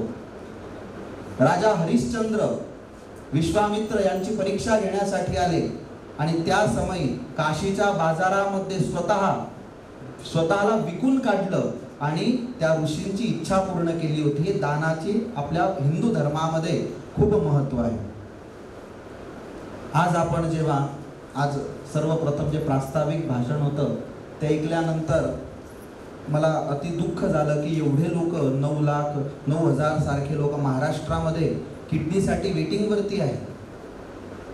दानाची गोष्ट आहे तर तुमच्या समोर बोलणारा हा व्यक्ती पण दानमध्ये दिला गेलेलाच आहे. आमचे डॉक्टर स्नेहल फेगडे यांचा आणि माझा परिचय फक्त आमचं नाव अलग आहे, बाकी आमचा दोघांचा परिचय एकच आहे. आम्ही दोघेही स्वामीनारायणवाले आहोत. तर दानाची गोष्ट आहे तेव्हा अंगदान, तेव्हा सर्वप्रथम हिंदू धर्मगुरू म्हणून जेव्हा एक सर्वात मोठा संशय हिंदू समाजामध्ये मनात पडतो तो म्हणजे खंडित व्यक्तीचा अग्निसंस्कार होतो किंवा नाही. महत्वाचा मुद्दा आहे, कारण की आपण अंगदान का करत नाही. मृत्यूनंतर तर तुम्हाला छुरी मारा की चाकू मारा, काय फरक पडतोय. आपल्या श्रीमद भगवद्गीताजी मध्ये भगवान श्रीकृष्ण असं म्हणतात, वासांसी जीर्णानी यथा विहाय निन्नानी गृह्णाती नरोपराणी तथा शरीराणी विहाय जीर्णा निन्नानी गृह्णाती नरोपराणी. जर मी थोडा श्लोक चुकत नसला तर बरोबर आहे प्रभूजी. ज्याप्रमाणे माणूस सकाळ झाली आंघोळ केली म्हणजे वस्त्र नवीन नवीन घालत असतो, त्या प्रकारे हा आत्मा पण शरीर जुनं झालं म्हणजे वस्त्रांप्रमाणे स्वतःचं शरीर पण बदलत असतो. शरीरम यदवाप्नोति यच्चात्कृत क्रामतीश्वर. वारंवार भगवान कृष्ण यांनी सांगितलं की शरीर आणि आत्मा हे दोघं पण अलग अलग आहे. शरीर हे वाहन आहे आणि आत्मा त्यामध्ये बसणार आहे. मग यातून आत्मा निघून गेल्यानंतर शरीर आहे, या शरीराला तुम्ही काही पण करा तर त्याला काही फरक पडत नाही. तर हे चांगल्या कार्यासाठी जर हे शरीर उपयोगात आलं तर नक्की, जर पुण्य कार्य आपल्या जीवनामध्ये झालं नसेल तर नक्की ह्या कार्याने अनेकांना दिव्य गती मिळणार. प्रास्ताविक प्रवचनामध्ये मी व्यवस्थित ऐकत होतो, 8 जणांना एक शरीर अंगातून 1 जणांना दान दिलं तर 1 जणाच्या दानाने 8 जणांचं जीवन सुधारतं. मी सरांच्या प्रास्ताविक प्रवचनात ऐकत होतो आणि त्यापूर्वी पण मी ChatGPT वरती शोधलं हे काय प्रोसेस आहे पूर्ण. तर त्यावरती मला हे सर्व कळालं की आज मला जायचं आहे, पण त्या संदर्भात मला आमच्या चोपडे डॉक्टरांचा कॉल आला होता की यायचं आहे, पण म्हटलं आहे काय हा कार्यक्रम. तर मी सर्च केलं तर त्यामध्ये पूर्ण विगत मी आज वाचली. तर ह्या शरीराची शेवटी मातीच होत असते. एकतर संन्यासी असले तर संन्यासीला जळमध्ये टाकलं जातं. का तर त्याचं शरीर परोपकाराय सताम विभूत आहे. आपल्या हिंदू धर्मामध्ये असं म्हणतात की महापुरुषांचा जो देह आहे किंवा जीवन आहे ते परोपकारासाठी असतं. तर मृत्यूनंतर पण त्यांचा देह जेव्हा पाण्यामध्ये टाकला जातो तेव्हा तो देह जलचर प्राण्यांच्या उपयोगामध्ये येतो. तर जलचर प्राणी असो की मनुष्य असो, आज जे गरज आहे ते आपण आज हे पूर्ण करूया. आणि जर आपण हा देह दान केला, जर जिवंत असताना पण दान करू शकता आणि मृत्यूनंतर पण दान होऊ शकतं, ज्या प्रकारे सांगण्यात आलं त्या प्रकारे. तर आपण जर हे दान दिलं तर नक्की अनेकांच्या जीवनामध्ये प्रकाश पडणार. अनेक जे लोक आहे जे हे दुनिया बघू शकले नाही असे लोक दुनिया पाहतील आणि त्यांच्या हृदयातून जो आशीर्वाद निघणार ते कार्य आपल्याला खालच्या गतीतून पण उंच गतीपर्यंत घेऊन जाणारं ठरणार. तर आज ह्या प्रसंगी मी हे ऐकून मी आज तुम्हाला एवढं आश्वस्त करतो की आमच्या संप्रदायामध्ये, स्वामीनारायण संप्रदाय हिंदू धर्मामध्ये जिथे पण मला मंच उपलब्ध होईल, जिथे पण मी व्यासपीठिकावरती बसेल, तेव्हा आपण धर्मगुरूंनी हेच कार्य करायचं आहे की आपल्या आपल्या समाजामध्ये आपल्याशी जुडलेले जे लोक आहे त्यासाठी आपण आज एकत्रित झालो आहे की आपल्याशी जुडलेले जे लोक आहे, इथे बसलेले 25 जण आहे, पण आपण जेव्हा आपल्या समाजामध्ये जातो तेव्हा 500 जण आपल्या समोर बसले असतात. तर त्यांना आपल्या वाणींच्या माध्यमातून आपण प्रोत्साहित करूया की तुम्ही ह्या कार्यामध्ये सहभागी व्हा, तुमच्या कारणाने अनेकांना जीवन प्राप्त होईल. तर मी तुम्हाला एवढं आश्वस्त करतो की माझ्या प्रवचनांच्या माध्यमातून, माझ्या कथांच्या माध्यमातून मी लोकांपर्यंत नक्कीच हा संदेश पोहोचवणार. जरा क्षमा करा, शेवटपर्यंत मी थांबणार होतो पण मंदिरामध्ये गुजरातवरून थोडे संत आले, त्यांचा मला इथे आल्यावर मेसेज आला तर मला जावं लागणार असतो. जय स्वामीनारायण.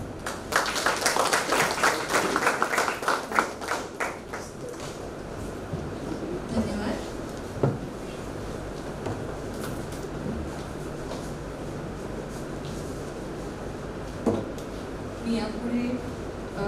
पार्थ सारथीदास प्रभूजी जे इस्कॉनमधून आपल्याकडे आलेले आहेत त्यांना आमंत्रित करते आणि त्यांना विनंती करते की त्यांनी आपले 2 शब्द बोलावे.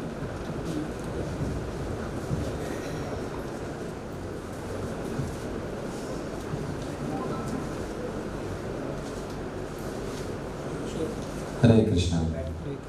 ओम ज्ञानतिमिरन्धस्य ज्ञानाञ्जनशलाकया चक्षुरुन्मिलितं येन तस्मै श्री गुरवे नमः. सर्वप्रथम उपस्थित मान्यवर जे आहे गुरुवर्य धर्मोपदेशक जे प्रचारक आहे धर्माचे त्यांच्या चरणी प्रार्थना करून विनंती करून मी थोडंसं कमी वेळात वाटते, कारण बरेच जण व्यस्त पण आहेत आणि आपण बरंच काही ऐकलेलं आहे. बऱ्याच जणांनी सांगितलं आपल्याला महत्त्व.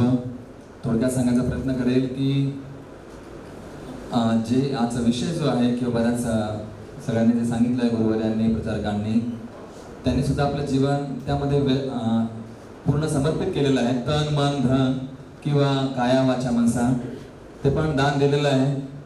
तसं मी सुद्धा का बोलू शकतो या विषयावरती. मी सुद्धा माझं तन मन धन इस्कॉनच्या कार्यामध्ये वाहून घेतलेलं आहे. तेच प्रचारकासाठी प्रयत्न करत आहे. कारण आपल्या संस्कृतीमध्ये मगाशी आमचे परममित्र ज्ञानस्वामीजी यांनी पण बऱ्याच सांगितलं, शास्त्राचे काही कोट केलेले आहे आणि गीता पण त्याविषयी सांगते, भागवत त्याविषयी सांगतं. आपली प्रार्थना पण तीच आहे, सर्वे सुखिना भवन्तु सर्वे सन्तु निरामय सर्वे भद्राणि पश्यन्तु मा कश्चित् कृत भाग भवे. तर आपला उद्देशच आहे की सर्वांनी सुखी राहणं आवश्यक आहे. पण मग काहींना शारीरिक व्याधी, काहींना मानसिक व्याधी, काहींना आधी भौतिक व्याधी, अशा बऱ्याच काही आधी व्याधी आणि उपाधी अशा काही असतात. आधी म्हणजेच मानसिक, व्याधी म्हणजे शारीरिक आणि काही उपाधी म्हणजे अहंकार. उपाधी म्हणतो आपण पद किंवा खुर्ची. खुर्ची मिळाल्यावर माणसाचं वागणं वगैरे बरंच काही वेगळं होतं, बदलतं. आणि आधीमुळे सुद्धा म्हणजे शारीरिक व्याधीने सुद्धा आपण काही कार्य करू शकत नाही. आणि मानसिक, काहींचं शारीरिक सर्व काही ठीक असतं पण मानसिक ठीक नसल्यामुळे त्याच्यावर ते काही कार्य करू शकत नाही. तर या गोष्टी सुद्धा महत्त्वाच्या आहेत. आणि आपण ऐकतो मगाशी पण थोडंसं त्यामध्ये काही क्ल्यू भक्तांनी सांगितला. तर आपण बघतो की आपल्या ज्या धर्मामध्ये सगळीकडे प्रत्येक धर्मामध्ये जातीमध्ये याविषयी सांगितलं जातं. आपण प्रार्थना पण करतो.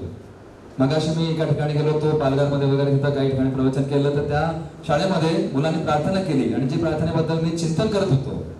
तर हीच आमची मागणे, हीच आमची प्रार्थना, का हीच आमची प्रार्थना, हेच आमचे मागणे, माणसाने माणसाशी माणसासह वागणे. तर आपलं मागणं हेच आहे की आपण माणसाप्रमाणे वागणं आवश्यक आहे. म्हणजे जरा बरंच काही बोलण्यासाठी आहे. मगाशी त्यांनी पण सांगितलं की माईक सोडलं, आमचं पण माईक असलं की आम्ही बरंच काही गीता पूर्ण सांगू शकतो, बरंच सांगू शकतो, पण थोडंसं आवरावं लागतं, ब्रेक वगैरे दाबावं लागतो बऱ्याचदा, कारण परिस्थिती पाहून. तर अशा प्रकारे आपल्याला समजून घेणं आवश्यक आहे की माणसाने आधी मानव होणं फार महत्त्वाचं आहे. जर जसं मी सुद्धा बी इलेक्ट्रॉनिक्स आहे तर आपल्याला बऱ्याचदा सायंटिफिक भाषेमध्ये म्हणतो, सुरुवातीला असं असतं एक सक्सेस किंवा एक सक्ष, त्याच्या खाली दानव, नंतर मानव, सर्वात वरती वैष्णव. तर आपण म्हणतो त्याला डेमोनिक, ह्युमन आणि डिवाइन. अशा प्रकारे आपल्या दैवी गोष्टी असणं आवश्यक आहे आपल्याकडे शांती सुख प्राप्त करण्यासाठी. पण त्याच्या आधी आपण मानव होणं आवश्यक आहे. तर मानव जगण्यासाठी काही गोष्टी असतात, आपल्याला सर्व गोष्टी माहिती आहे. इतरांचं दुःख समजणं, इतरांच्या वेदना समजणं फार आवश्यक आहे. तर ते समजून घेण्यासाठी आपल्याला ज्ञान पण आवश्यक आहे. आणि मगाशी आपण मागतो की जर आपण कोणी पाहू शकत नाही त्यांना पाहण्यासाठी मदत करणं, अवयव दान करणं, वस्त्रदान करणं, अन्नदान करणं, अशा बरेच दान आपल्याकडे आहे. त्यापैकी एक अवयवदान हा सुद्धा एक भाग आहे, ते सुद्धा महत्त्वाचं अंग आहे. कारण त्याशिवाय इतर गोष्टी पाहू शकत नाही, आपण समजू शकत नाही. कारण मनुष्य जीवन हे जे आहे फार दुर्लभ आहे. दुर्लभम मानुषम जन्म. गीतेमध्ये पण सांगितलं भगवंताने अर्जुनाला, मगाशी आपण ऐकलंच की त्याला आत्मा म्हणतो, कोणी रूह म्हणतं, कोणी सोल म्हणतं. पण ते आत्मा समजणं आवश्यक आहे. त्याचं कर्तव्य काय आहे, त्याने कशा प्रकारे इतरांशी मदत करणं आवश्यक आहे. मनुष्यानां सहस्रेषु कशितती सिद्धये यततामपि सिद्धानां कश्चिन्मा व्यक्ती तत्वता. तर मनुष्यांमध्ये मनुष्य जीवन मिळणं फार दुर्लभ आहे. त्यासाठी सुद्धा आपलं जीवन चांगल्या कार्यासाठी वाहून नेणं फार दुर्लभ आहे. मरावे परी कीर्तिरूपी उरावे. थोर महात्मे होऊन गेले, चरित्र त्यांचे पहा जरा, आपणही त्यांच्या समान व्हावे, हाच सापडे बोध खरा. तर आपण त्यांच्याप्रमाणे जे मोठमोठे महात्मे होऊन गेलेले आहेत, धर्मप्रचारक म्हणा, संत म्हणा, महंत आहेत, त्यांनी आपलं जीवन व्यतीत केलेलं आहे समाजासाठी, लोकांच्या प्रगतीसाठी. तर आपण सुद्धा काही ना काही कशा ना कशा प्रकारे परोपकार इतरांच्या सुखासाठी, इतरांच्या समृद्धीसाठी आपलं जीवन देणं आवश्यक आहे. शेवटचं एवढं सांगतो, शेवटच्या 6 रूपामध्ये परोपकाराय फलंती वृक्ष, परोपकाराय वहंती नद्या, परोपकाराय गयंती गाव, परोपकाराय इदं शरीरम. तर आपलं शरीर जे आहे परोपकारासाठीच आहे. त्याचा उपयोग आपण दुसऱ्यासाठी करणं आवश्यक आहे. स्वार्थ तर लोक करतातच, त्यासोबत परमार्थ सुद्धा आवश्यक आहे. दोन्ही बॅलन्स करणं आवश्यक आहे, नाहीतर आपण सुख शांती समाधान याच्यापासून लांब जातो.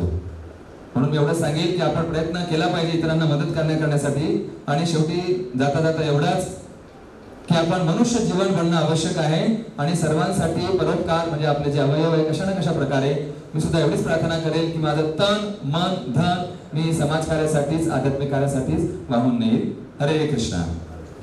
धन्यवाद. सर्व धन्यवाद देईल मी आयोजक प्रायोजक आणि ज्यांनी आम्हाला आमंत्रित केलेलं आहे त्यांचं फार फार धन्यवाद. हरे कृष्ण.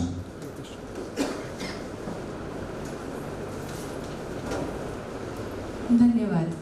जसे तुम्ही म्हणालात परोपकारार्थमिदं शरीरम, नक्कीच हे वृद्धवाक्य सगळे आज आपल्या घरी घेऊन जातील आणि मनात ठेवतील. पुढे मी आपल्या प्रिय दीदी प्रजापिता ब्रह्मकुमारीमधून BK वर्षा दीदी यांना आमंत्रित करते की त्यांनी आपले 2 शब्द मांडावे.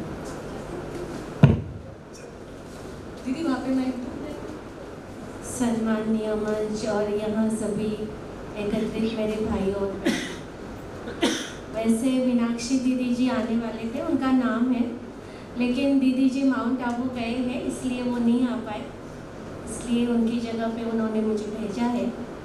तो जब सर ये इनविटेशन लेके आए थे हमारे पास कि अवयव दान का ऐसा प्रोग्राम है, उसमें हम सभी धर्म वालों को बुला रहे थे, ऐसे जब उन्होंने बताया तो जब वो इनविटेशन हमें मिला तो हम थोड़ा सोचने लग गए, क्योंकि ब्रह्मा कुमारी जो विद्यालय है प्रजापिता ब्रह्मा कुमारी ईश्वरीय विश्वविद्यालय, हमारे ब्रह्मा कुमारी विद्यालय में सभी धर्म के लोग आते, हिंदू हो, मुस्लिम हो, सिख हो, ईसाई हो, क्रिश्चियन हो, ये कोई धर्म नहीं, हमारा कोई पंथ नहीं है, विश्वविद्यालय. मैंने यहाँ एक साथ दादा भी आता है तो उसका पोता भी आता है, छोटे से लेकर बड़े तक हर धर्म के लोग ब्रह्मा कुमारी इस विद्यालय में आते हैं. 140 देशों में ये संस्था कार्य कर रही है और इंडिया में हर छोटे से छोटी जगह ये कार्य कर रही है. हमारी जो भारतीय सभ्यता है या भारतीय संस्कृति है वसुधैव कुटुंबकम, जो हम बोलते वन गॉड वन फैमिली, हम सब एक हैं. हम सब नारे भी लगाते हैं, हिंदू मुस्लिम सिख ईसाई हम सब आपस में भाई भाई, हम सब एक हैं. किस नाते से एक है? वैसे देखा जाए तो आज सबसे ज़्यादा युद्ध जो हुए हैं समाज में वो धर्म के नाम पे युद्ध कहे गए हैं, लेकिन जब हम सब एक है, कौन से रिलेशन से एक है?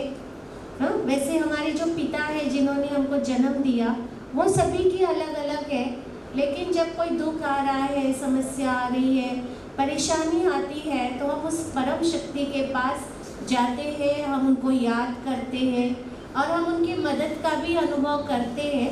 फ़र्क इतना है, कोई गॉड कह रहा है, कोई खुदा कह रहा है, कोई वाहेगुरु कह रहा है, कोई अल्लाह कह रहा है, नाम का अंतर है लेकिन वो सबका मालिक एक. जैसे आप पानी को पानी कह लो, वाटर कह लो, नीरू कह लो, पानी तो पानी ही होता है, ऐसे परमात्मा तो एक ही है जिसको सभी धर्मों में माना है. वो पॉइंट ऑफ लाइट एनर्जी जिसको हम सभी मानते हैं, याद करते हैं. मुस्लिम भाई उसको अल्लाह एक नूर बोलते हैं, क्रिश्चियन ने कहा एक ओंकार निराकार, जीसस ने कहा गॉड इज लाइट. भाषा का अंतर है, बाकी हम सबका पिता, सोल का पिता सभी का एक है. उस नाते से हम सब एक है, हम सब एक फैमिली. हम ये बिलीव करते हैं कि भगवान एक है तो हम सब एक है, वन गॉड वन फैमिली, हमारा सबका ये परिवार है. और आज का जो अपना विषय है ऑर्गन डोनेट का, तो हमारी भारतीय सभ्यता रही है दान करने. देखो हमें बचपन से सिखाया जाता है, हम जब मंदिर में जाते हैं, हमारा बर्थडे तो भी हमारे बच्चे होते थे ना, बच्चे होते छोटे, आपके घर में भी आपके पोता पोती, तो क्या करते, मंदिर में जाएंगे तो बच्चे के हाथ में पैसे देंगे नहीं, वो उसमें भंडारी में डालो आप, है ना. मानो हमें बचपन से दान करना सिखाया गया है. दान करना ये हमारी सभ्यता है, हम सब दान करते हैं. बचपन में भी दान करते आए, फिर जैसे अन्न दान कर रहे, वस्त्र दान कर रहे, ब्लड दान करते हैं, बहुत किसी की जान बच जाए तो वो भी बहुत अच्छा दान है। लेकिन ये जो होता है ऑर्गन दान करने का, इसमें थोड़ा व्यक्ति क्या होता है, सोचता है, क्योंकि ऐसा सोच लगता है वे क्या होगा अगर मैं ऑर्गन दान करूँगा तो फिर मेरे जाने के बाद मुझे मेरी आगे का सफ़र कैसे होगा, ऐसा लोग सोचते, इसलिए थोड़ा डरे हुए रहते हैं। लेकिन देखो कि दान करना तो अच्छी बात है ना। भक्ति में भी ऐसा माना जाता है कि आपके पास कोई चीज़ का कमी है, तो अगर आप उस चीज़ का दान करते हैं तो वो चीज़ आपके पास कई गुना होके आती है। और ऐसा सिखाते भी है ना, हमारे घर में ऐसा सिखाते हैं कि भाई आपने ये जन्म में अगर कोई व्यक्ति ये चीज़ की कमी है तो बोलते भाई आपने पिछले जन्म में दान नहीं किया होगा ना, इसलिए आपके जीवन में ये कमी है। अभी किसी का जन्म अच्छे घर में, गरीबी घर में, ये सब दान के अनुसार होता है ना। अगर हमने किसी के लिए चैरिटी किया, अच्छा कर्म किया, तो उसकी जो दुआएं रहती है वो तो हमारे साथ चलता है ना। अच्छा कर्म का फल तो अच्छा मिलता ही है। और देखो जब कोई व्यक्ति के जीवन में परिस्थिति आती है, आपदा आती है, समस्या आती है, तो कहते हैं डॉक्टर भी कुछ नहीं कर सकते, वो बोलते दुआ करो, भगवान ही कुछ कर पाएंगे। तो जहाँ दवा काम नहीं करती है वहाँ दुआएं काम करती है ना। दुआएं कमाना, दुआएं हम कमा सकते हैं। देखो ये ऐसी चीज़ है, कोई चीज़ आप देंगे, पैसा देंगे तो पैसा कम हो जाएगा मेरा, लेकिन अगर हम किसी को खुशी देंगे तो मेरी खुशी बढ़ेगी। मैं किसी के चेहरे पर मुस्कान लाऊंगी तो मेरी मुस्कान बढ़ेगी। माने ऐसी बहुत सारी चीज़ें हैं, अगर मैं दूसरों को सम्मान दूंगी तो वो मुझे रिटर्न में कई गुना होके मिलेगा। माने ऐसी बहुत सारी चीज़ें होती है जो हमें दूसरों को देना होता है, जो देने से कई गुना बढ़ता है। तो ऐसे हम जाने के बाद वो तो हम कर रहे हैं, अभी हर एक अपने अपने तरीके से दान पुण्य भी कर रहे होंगे और करते ही है। हाँ, कोई त्यौहार आया हम दान करते, ब्राह्मण जी को दान देंगे, दूसरों को दान करते हैं। लेकिन ऑर्गन दान, लोगों को क्या होता है कि अगर हम दान देंगे तो पता नहीं क्या होगा। हाँ, लेकिन जैसे गीता में कहा गया, ब्रह्मा कुमारी इस विद्यालय में श्रीमद् भगवत गीता में जो ज्ञान दिया जाता है, राजयोग मेडिटेशन सिखाया जाता है, वो मेडिटेशन हम सिखाते हैं। इसे मान लीजिए किसी को हार्ट अटैक आया और उसको जल्दी हॉस्पिटल में नहीं लेके गए तो क्या हो जाएगा? क्या हो जाएगा? वो व्यक्ति इस दुनिया से चले जाएंगे। कौन गया? उनका बॉडी उधर है, लेकिन अभी उनको आंखें हैं, दिखाई नहीं दे रहा, कान है, वो सुन नहीं पा रहे, मुख है, वो बोल नहीं पा रहे। जो व्यक्ति 4 किलोमीटर चलता था अब उसको उठाने के लिए 4 लोग लग गए। क्या हुआ? कौन गया? कौन गया उसके? हाँ, आत्मा गई, रूह गई, एनर्जी गई। अभी वो एनर्जी निकल गई तो वो शरीर का कीमत नहीं रहा ना।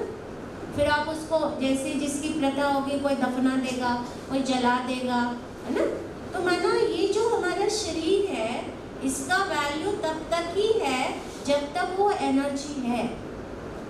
वो जो एनर्जी है जो दिखाई नहीं दे रही पर इतने बड़े शरीर को चला रही है, देख रही है, सुन रही है, फील कर रही है, कर्म करा रही है, तो वो एनर्जी है। तब तक तो हम अपने हाथों से अच्छा कर्म करके अनेकों को सुख दे सकते हैं, दुआएं कमा सकते हैं।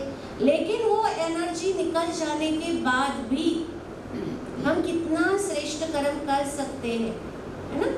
अगर हम जाने के बाद ये आंखें दूसरों को दान दे और वो इस दुनिया को देख पाए, किडनी का दूसरों को यूज़ हो, 8 लोगों को जीवदान मिले, तो उनकी कितनी दुआएं हम सभी को मिलेगा, है ना।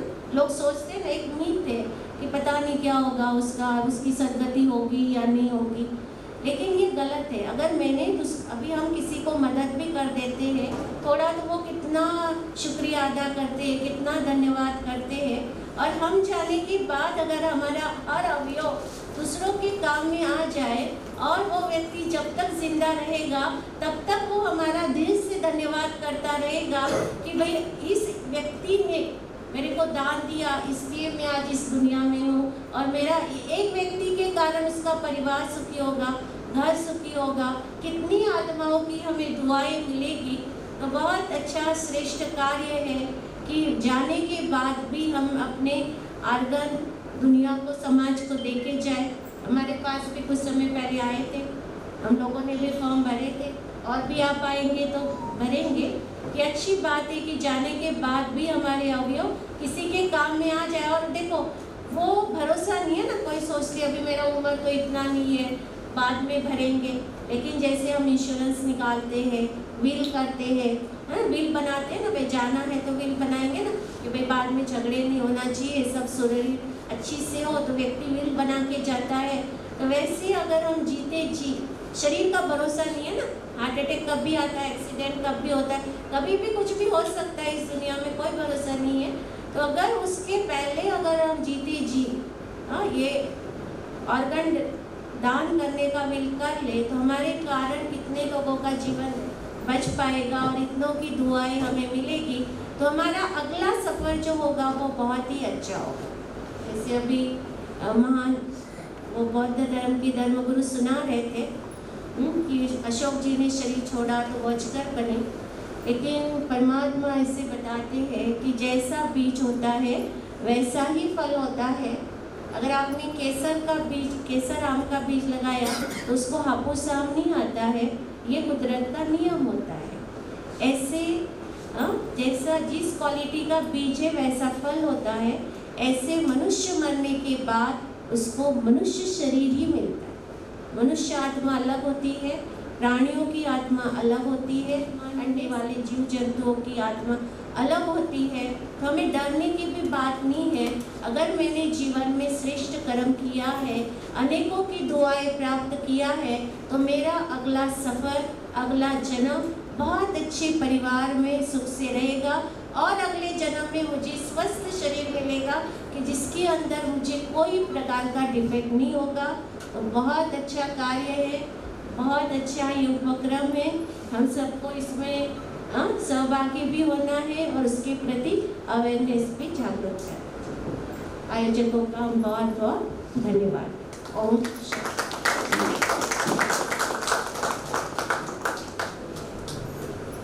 खूपच सुंदर विचार दीदी।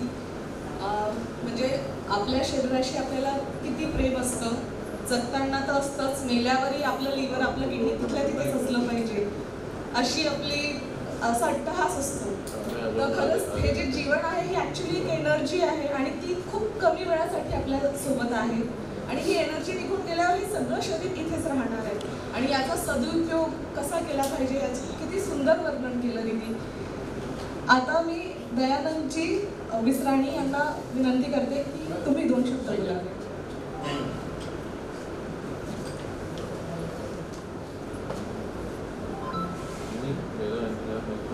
सम्माननीय मंच और कुछ देर से कार्यक्रम की समाप्ति का इंतजार करने वाले मेरे प्यारे श्रोता, कार्यक्रम की समाप्ति का मतलब इसलिए कह रहा हूँ सर, सचमुच मैं इस कार्यक्रम में बोलने के लिए नहीं, सुनने के लिए आया हुआ हूँ। इतने सारे धर्मगुरु आने वाले हैं, ये सुन करके मुझसे रहा नहीं गया। और जैसे ही बात सामने आई, किशोर भाई तकरेजा जी ने कहा, तो मैं कहा हम जरूर चलेंगे। आज के इस समय में जब ज्ञान के बारे में अगर बात की जाए तो 5 साल से लेकर 70 साल का कोई भी हो, वो झट से मोबाइल निकालता है और गूगल खोलता है और बोल देता है ये तो मुझे मालूम है। ऐसे समय में किसी ऐसे विषय के लिए जो नया हो,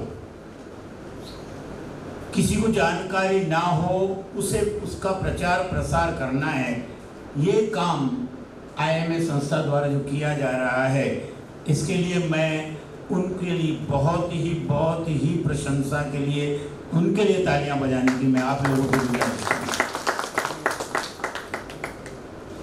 बाकी ज्ञान की बातें तो बिल्कुल उचित हैं। दान, सभी दान महत्वपूर्ण है।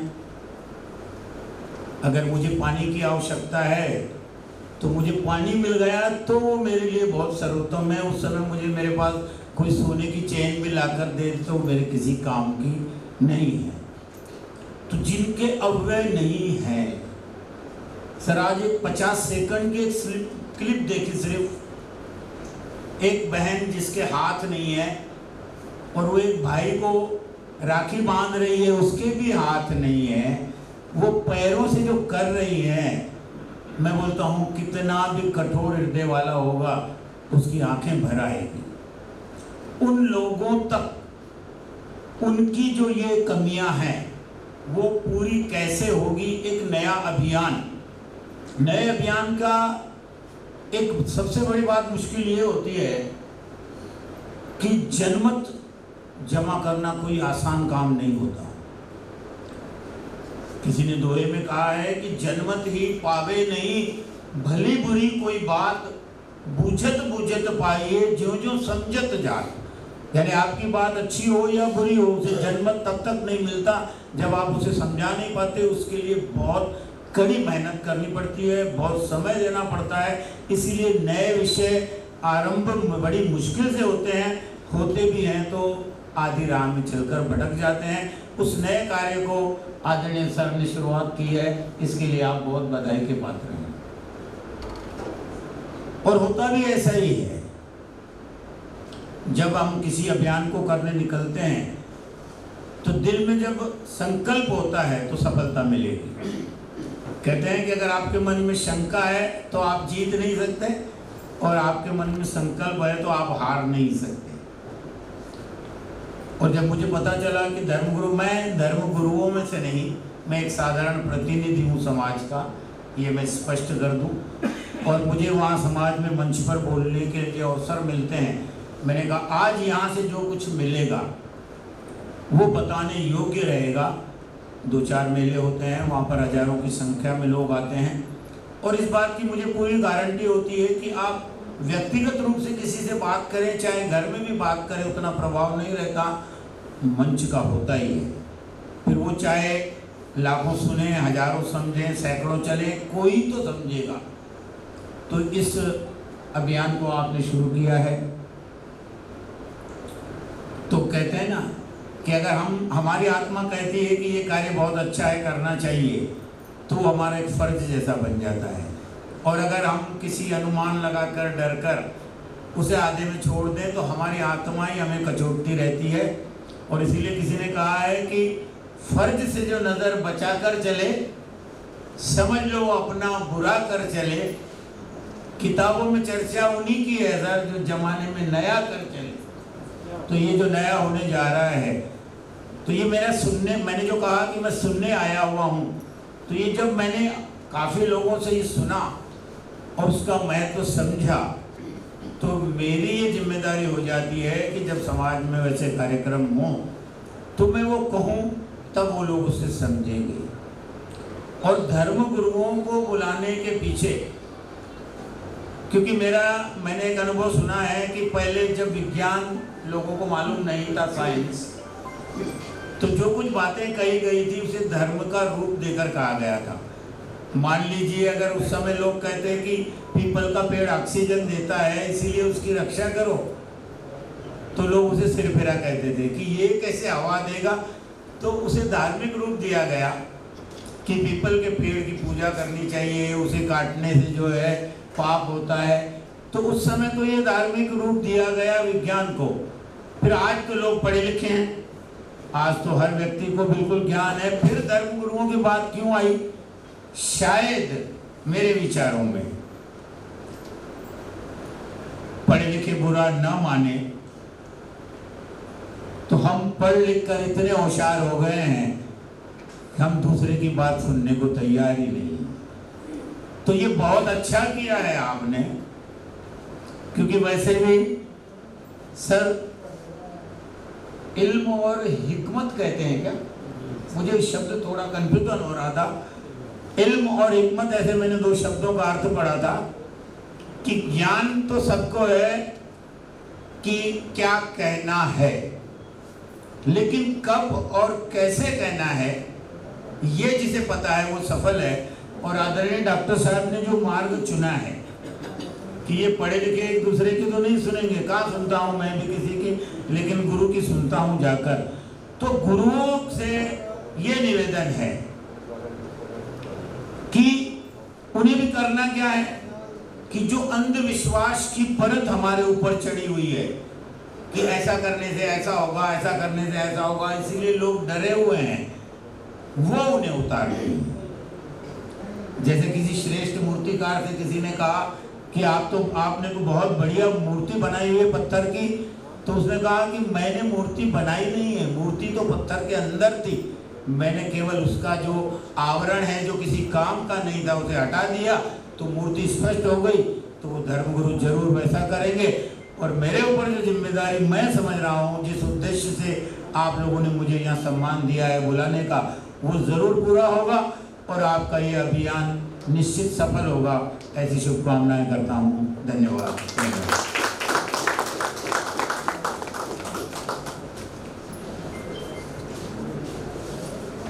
बिल्कुल सही बात बोली है सर। जैसे गुरुओं ने बहुत काफ़ी काल से उनके शिष्यों को और हम सबको राह दिखाई है, और हम आज भी यही मानते हैं कि गुरु ही हमको सही राह दिखाएगा। मी मनन कुमार छाबड़ा यांना आमंत्रित करते। नितेश सिंगजी चौहान यांचे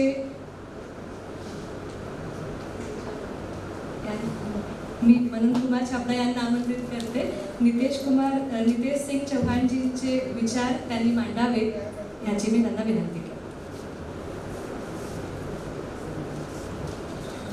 सत श्री अकाल। मैं मनन सिंह छाबड़ा आप सभी का स्वागत करता हूँ। आज मैं यहाँ साझा करना चाहता हूँ कि सिख धर्म में अंगदान एक आध्यात्मिक कर्तव्य माना जाता है। सिख धर्म दुनिया का 5वां सबसे बड़ा धर्म है, जिसकी शुरुआत 15वीं सदी में पंजाब भारत में गुरु नानक देव जी ने की थी। इसके बाद 9 गुरुओं ने इस धर्म का मार्गदर्शन किया। सिख धर्म का उद्देश्य इंसान को सच्चाई, ईमानदारी और सेवा के रास्ते पर चलाना है। सिख धर्म के मूल 3 मुख्य सिद्धांतों में समझे जा सकते हैं।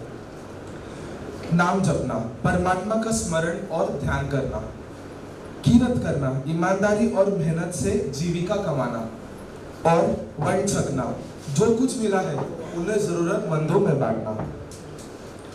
इसके अलावा सिख धर्म समानता, निडरता और सेवा भाव को बहुत महत्व देता है। इसमें जात पात, ऊंच नीच या भेदभाव की कोई जगह नहीं है। सिख गुरुद्वारों में लंगर इसी भावना का प्रतीक है कि सारे अलग अलग धर्म और वर्गों के लोग एक साथ बैठकर भोजन करते हैं। गुरु ग्रंथ साहिब अंग 355 में लिखा गया है कि जिन्नी नाम ते आया मसक्कत घाल, नानक ते मुख उछले केती छुट्टी नाल, जिसका संदेश है सेवा और बांटना न केवल दूसरों को लाभ देता है बल्कि हमारी आत्मा को भी शुद्ध करता है। सिख धर्म में सेव भाव, दानशीलता और समानता के सिद्धांतों पर भी रखी गई है। गुरु नानक देव जी से लेकर गुरु गोविंद सिंह जी तक सभी गुरुओं ने यही सिखाया है कि हम अपने से अधिक दूसरों के हित को महत्व दें। सिख मान्यता के अनुसार आत्मा अमर है और शरीर केवल एक अस्थायी भाव है। मृत्यु के बाद यह शरीर 5 तत्वों में विलीन हो जाता है। इसलिए यदि इसके किसी हिस्से से किसी का जीवन बच जाए तो ये एक बहुत महान सेवा है। मानस की जात सभे एको पहचानबो, सब मनुष्य एक ही जात के हैं, सब बराबर है। इसका अर्थ हम सब एक है, तो एक दूसरे के लिए अपना योगदान देना हमारा कर्तव्य है। सिख धर्म हमें सिखाता है वंड छकना, यानी जो मिला उसे दूसरों के संग बांटना। यह केवल भोजन या धन तक सीमित नहीं है, बल्कि अपना समय, ऊर्जा, यहाँ तक कि अपना शरीर के अंग तक भी बांटने का भाव इसमें शामिल है। जब हम अंगदान करते हैं तो हम अपने मृत्यु के बाद भी किसी की जीवन को रोशनी दे सकते हैं।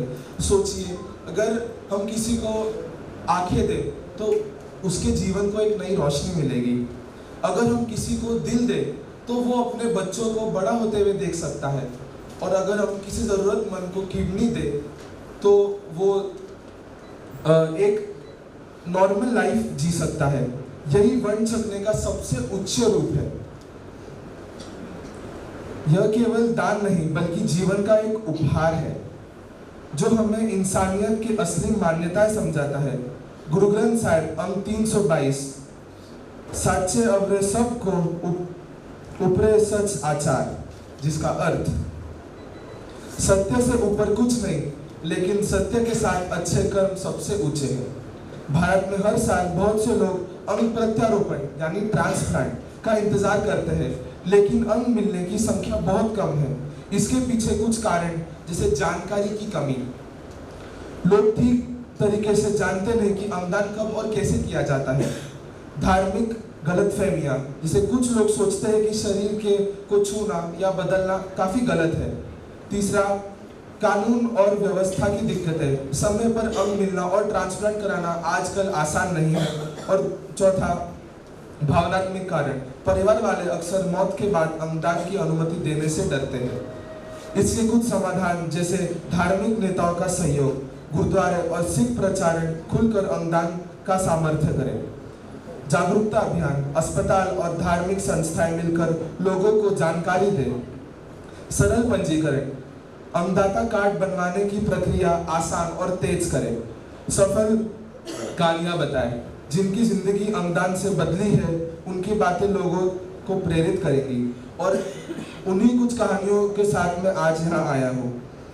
20 मार्च 2005 को श्रीमती जोगिंदर कौर ग्रोवर जी ने अपना पूर्ण शरीर धुले मेडिकल कॉलेज को दान किया था और 10 फरवरी 2016 को श्री रंजीत सिंह ग्रोवर जी ने अपना शरीर डॉक्टर उल्लास पाटिल मेडिकल कॉलेज को दान दिया।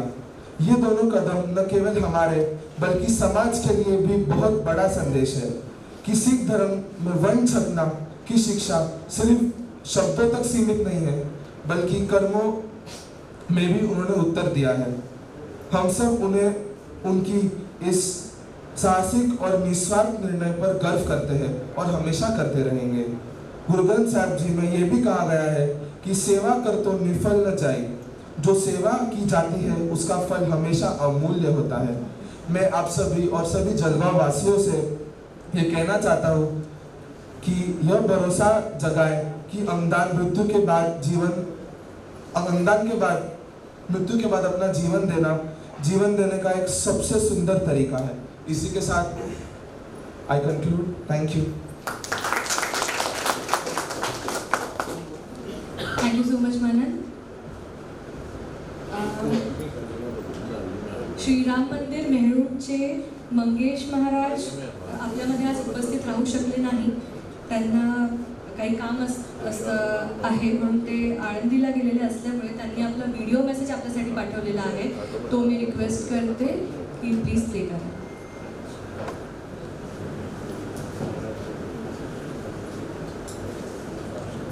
प्रामुख्याने त्याच्यामध्ये आपल्या समाजाच्या मध्ये, आपल्या धर्माच्या मध्ये, आपल्या सनातन धर्म, आर्य सनातन वैदिक हिंदू धर्म की जय।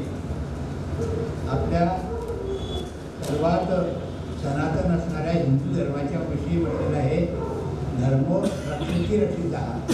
धर्माचं रक्षण विविध प्रकाराने केलं जातं।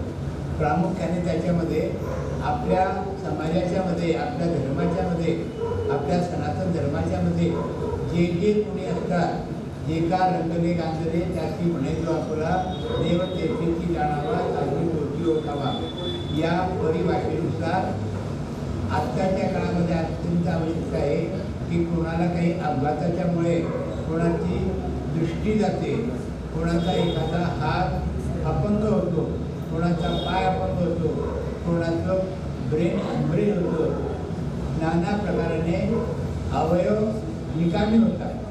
अशा वेळेला आपल्या सर्वांचं आद्य कर्तव्य देवकार्य आणि धर्मकार्य समजून असं आहे की अशा वेळेला आपण माणसांनी जास्तीत जास्त अवयवदान करण्याचा प्रयत्न करावा आणि याच्यामध्ये भय वाटण्याचं कारण नाही। अवयवदान करायचा तुम्ही फॉर्म भरला म्हणजे आजच तुमचा एखादा आकार उडार केला त्याचं काही बाजून जायचं नाही। तुम्ही अवयवदानाच्या करता नेत्रदानाचा फॉर्म भरला म्हणजे आजच येऊन कोणीतरी तुमचा डोळा काढून घेणार आहे असंही समजण्याचं कारण नाही। हे सगळं केव्हा होतं तर आपल्या देहातनं प्राण गेल्यानंतर होतं. मग आपल्या देहातून प्राण गेल्यानंतर जर आपले डोळे कोणाच्या कामात येत असतील आणि पुनश्च त्या डोळ्यांच्या द्वारे जर कोणाला नवीन दृष्टी प्राप्त होत असेल तर त्या दृष्टीच्या वाटे एक प्रकारे आपणच अमरत्व प्राप्त करून घेत असतो. कारण आपल्या धर्मग्रंथामध्ये भगवद्गीतेमध्ये सांगितलेलं आहे की आत्मा हा अमर आहे. नैनं चिंतते शस्त्राणी नैनं धरती पावका नैनं अंतापो न शोषती मारुता. मग जर आत्मा अमर आहे तर मग त्या आत्म्याच्या संततनं जे काही देहातनं बोललेलं आहे जे काही अवयव ते इतरांना दिले तर एका ठिकाणी पुण्याची अशी व्याख्या केलेली आहे परोपकाराय पुण्याय पापाय परपीडन. आणि आपल्या सर्वांना विदित आहे कदाचित माहीत असेल तर की अवयवदानाची परंपरा ही आजची काळाची तर गरज आहे पण अजून तीच नाही असं नव्हे तर आपले अत्यंत आदरणीय ऋषी की ज्यांनी आपल्या अस्थिंचं दान दिलं आणि वज्रासुराला मारण्याच्या करता इंद्राच्या हाती वज्र बसवलं त्या ऋषींनी केवढं मोठं आपल्यासमोर आदर्श घालून ठेवलेला आहे. तेव्हा अशा ऋषीमुनींची जी परंपरा आहे ती पण जर आपण त्या पावलावर पाऊल ठेवून चालत राहिलो तर ते मला वाटतं की जास्त होईल. आणि या सर्व अवयवदानाच्या कार्याकरता जे जे कोणी प्रयत्न करतायत मनपूर्वक स्वयंसेवक प्रयत्न करतायत त्या सर्वांना जळगावचं ग्रामदैवत प्रभू श्री रामचंद्र परमात्मा यांच्या सर्व धर्मगुरूंचे मनोगत ऐकल्यावर आणि त्यांचे आयुष्यावर विचार ऐकल्यावर एक गोष्ट तर नक्की आहे की आपल्याला मरणोत्तरी जर जगायचं असेल तर अवयवदान महत्त्वाचं आहे. ऑर्गन डोनेशन महत्त्वाचं आहे. माणसाने माणसाशी माणसासह वागावे हे महत्त्वाचं आहे. आता आपण या अवयवाबद्दल बोलूयात कारण ते किती महत्त्वाचे असतात आणि जर हेच निकामी झाले तर काय होईल. आणि अशा वेळेस जो व्यक्ती आपल्याला ते दान करत असेल तो व्यक्ती ईश्वरापेक्षा काही कमी नसेल. चला तर मग आमंत्रित करूया आजच्या आपल्यात बसलेल्या या महात्म्यांना म्हणजेच आजचे आपले स्टार्स आपले ऑर्गन डोनर्स. मी धर्मगुरू नितेश सिंग चौहान यांना विनंती करते की त्यांनी आपल्या डोनर्सला स्मृतिचिन्ह देऊन सत्कार करावा. ज्योती अनिल झोपे,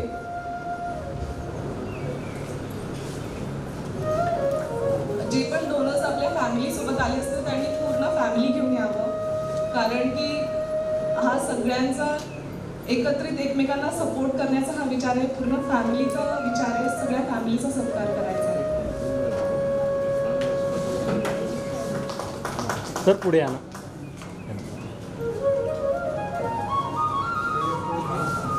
सर एक मिनिट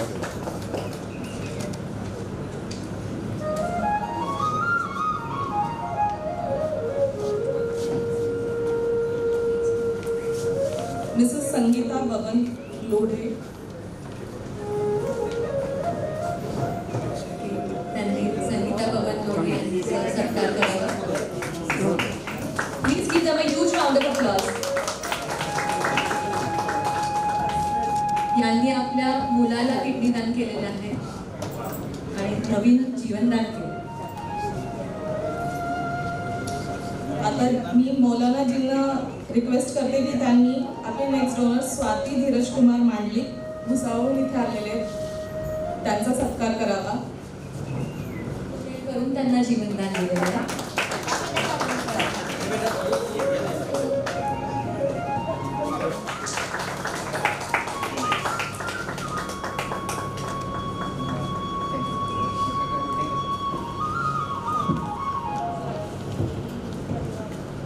छाया रवींद्र पाटील,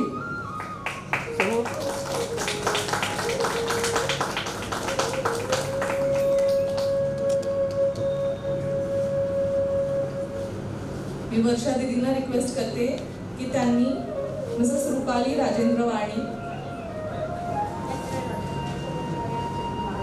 यांचा सत्कार करावा. त्यांनी आपल्या मुलाला किडनी डोनेट केलेली आहे. खरंच डोनेशनचा हा हा क्षण असेल जिथे डोनरला एक ऑर्गन भेटतंय आणि एक डोनेट करतोय, तो किती मोठा क्षण असेल आणि किती अविस्मरणीय क्षण असेल.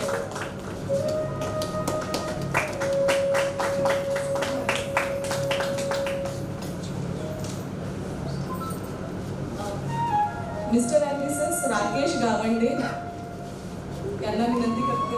वर्षा दिदी त्यांनी त्यांच्या बहिणीला किडनी दिली आहे आणि त्यांची बहीण सुद्धा आपल्यात उपस्थित आहे.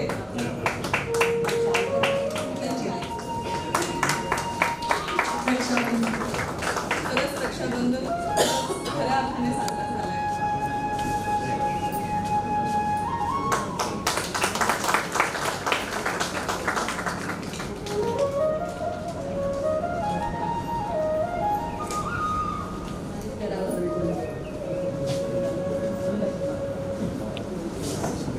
त्यांनी त्यांच्या मुलीला किडनी दिलेली आहे. त्याची मुलगी सुद्धा आपल्यासोबत उपस्थित आहे.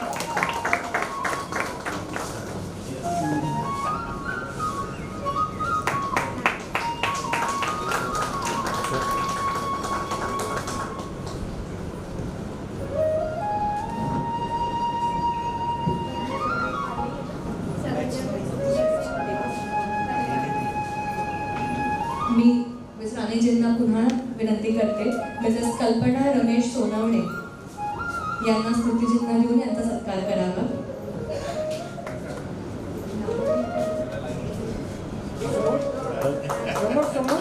समोर बघा.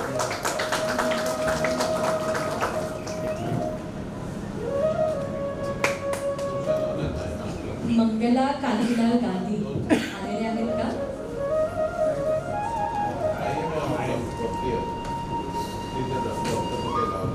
मी वर्षा दीदींना रिक्वेस्ट करते की मंगला कांतीलाल गांधी यांना स्मृतिचिन्ह देऊन सन्मानित करा.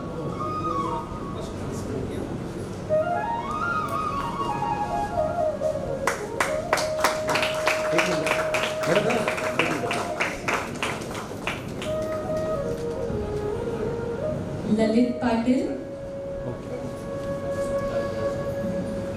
मिस्टर परवेज, मिसेस कल्पना टोपे, मिस्टर मनीष कश्यप, मिसेस शेवाळे. आमच्याकडून कोणी सुटलंय का? कोणी इथे उपस्थित कोणी आहे आणि आमच्याकडून नाव घेतलं गेलं नाही असं कोणी?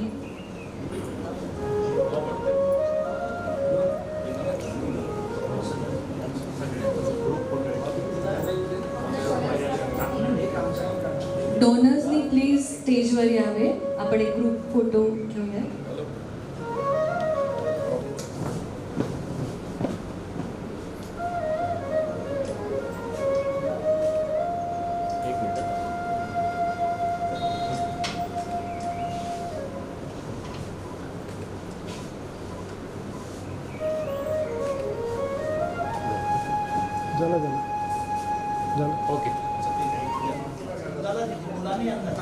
यांच्या मुलांनी त्यांना किडनी दिलेली आहे आणि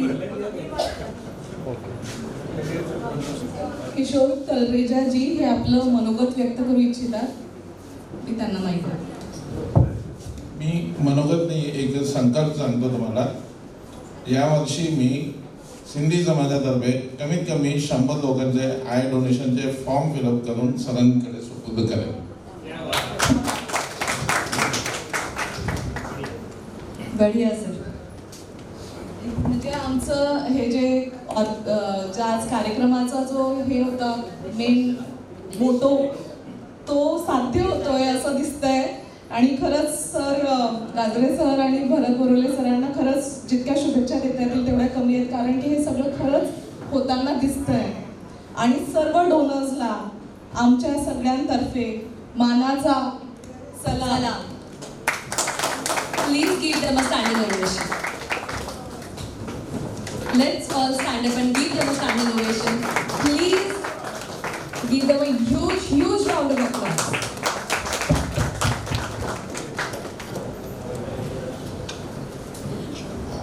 आजचे आपले जे IMA सेक्रेटरी आहेत डॉक्टर भरत बोरोले सर यांना मी विनंती करते की त्यांनी या कार्यक्रमासाठी जे आलेले लोक आहेत त्या सगळ्यांचं आभार प्रदर्शन करावं. ऑर्गन डोनेशन डे या प्रेरणादायी कार्यक्रमाचं वतीने मला सर्वांच्या वतीने कृतज्ञता व्यक्त करण्यासाठी मला मान मिळतो, त्याचा मला खूप अभिमान आहे. सर्वप्रथम या कार्यक्रमाला उपस्थित राहून आपल्या विचारांनी आणि उपस्थितीने ज्या सर्व धर्मगुरूंनी आपले विचार मांडले आणि लोकांना काय म्हणतात आपण त्याला प्रोत्साहित केलं, त्यांचे मी सर्वांचे आभार मानतो. त्यानंतर ऑर्गन डोनेशन सारख्या अत्यंत महत्त्वाच्या विषयाला धार्मिक व सामाजिक पाठिंबा मिळावा या हेतूने आपण सर्वजण एकत्र आलो ही खरोखरच अभिमानाची बाब आहे. त्यामुळे मी सर्वांचे परत हे करतो, आभार मानतो. तसेच ज्यांनी ऑर्गन दिलेले आहेत त्यांचे सुद्धा मी आभार मानतो. तसेच या कार्यक्रमाला मार्गदर्शन लाभलेले डॉक्टर शशिकांत गाजले सर या आणि संपूर्ण टीम यांचे सुद्धा मी आभार मानतो. डॉक्टर नीलम पाटील, पंकज पाटील, जगमोहन छाबड़ा सर, रवी कुकरेजा, भूषण चोपडे सर, डॉक्टर किरण पाटील आणि त्यानंतर तुमच्याही सतत पाठिंब्याबद्दल तुमचे आभार. तसेच डॉक्टर प्रीती पोगे आणि डॉक्टर प्रियंका चौधरी यांनी कार्यक्रमाची उत्कृष्ट अँकरिंग केल्याबद्दल त्यांचे विशेष कौतुक. बारी, मिस्टर बारी यांनी कॅमेरामॅन आमचे, त्याच्यानंतर IMAचे केअरटेकर प्रमोद भाऊ सोनार यांचे सुद्धा आभार. तसेच सर्वात शेवटी जे आमचे IMA मेंबर आलेत ते आणि ह्या कार्यक्रम ज्यांच्याशिवाय पूर्ण होऊ शकत नाही असे आमचे सगळे पत्रकार मित्र यांचे सुद्धा मी सर्वांचे आभार मानतो. आणि मी त्यांना विनंती करतो की या कार्यक्रमाचं कव्हरेज जास्तीत जास्त देऊन लोकांना प्रोत्साहित करावं की जेणेकरून लोक प्रोत्साहित होतील आणि पुढे येऊन ऑर्गन डोनेशनसाठी फॉर्म भरतील किंवा ऑर्गन डोनेशन देतील आणि लोकांचे जीव वाचवतील. तरी आपण तशी मी आपल्या सर्वांना विनंती करतो आणि हा कार्यक्रम संपल्याची मी जाहीर करतो. धन्यवाद.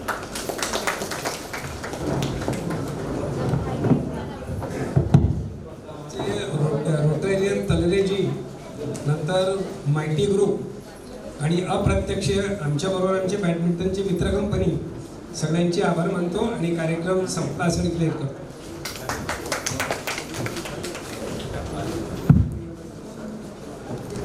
एक विनंती आहे की ज्यांनी किडनी दान किंवा काही ऑर्गन डोनेशन दिलेलं आहे त्यांना लाईव्ह ट्रेंड्सतर्फे त्यांनी मीडिया बाईट घेणार आहे तुमची मुलाखत एक छोटीशी, तर ती प्लीज देण्यात.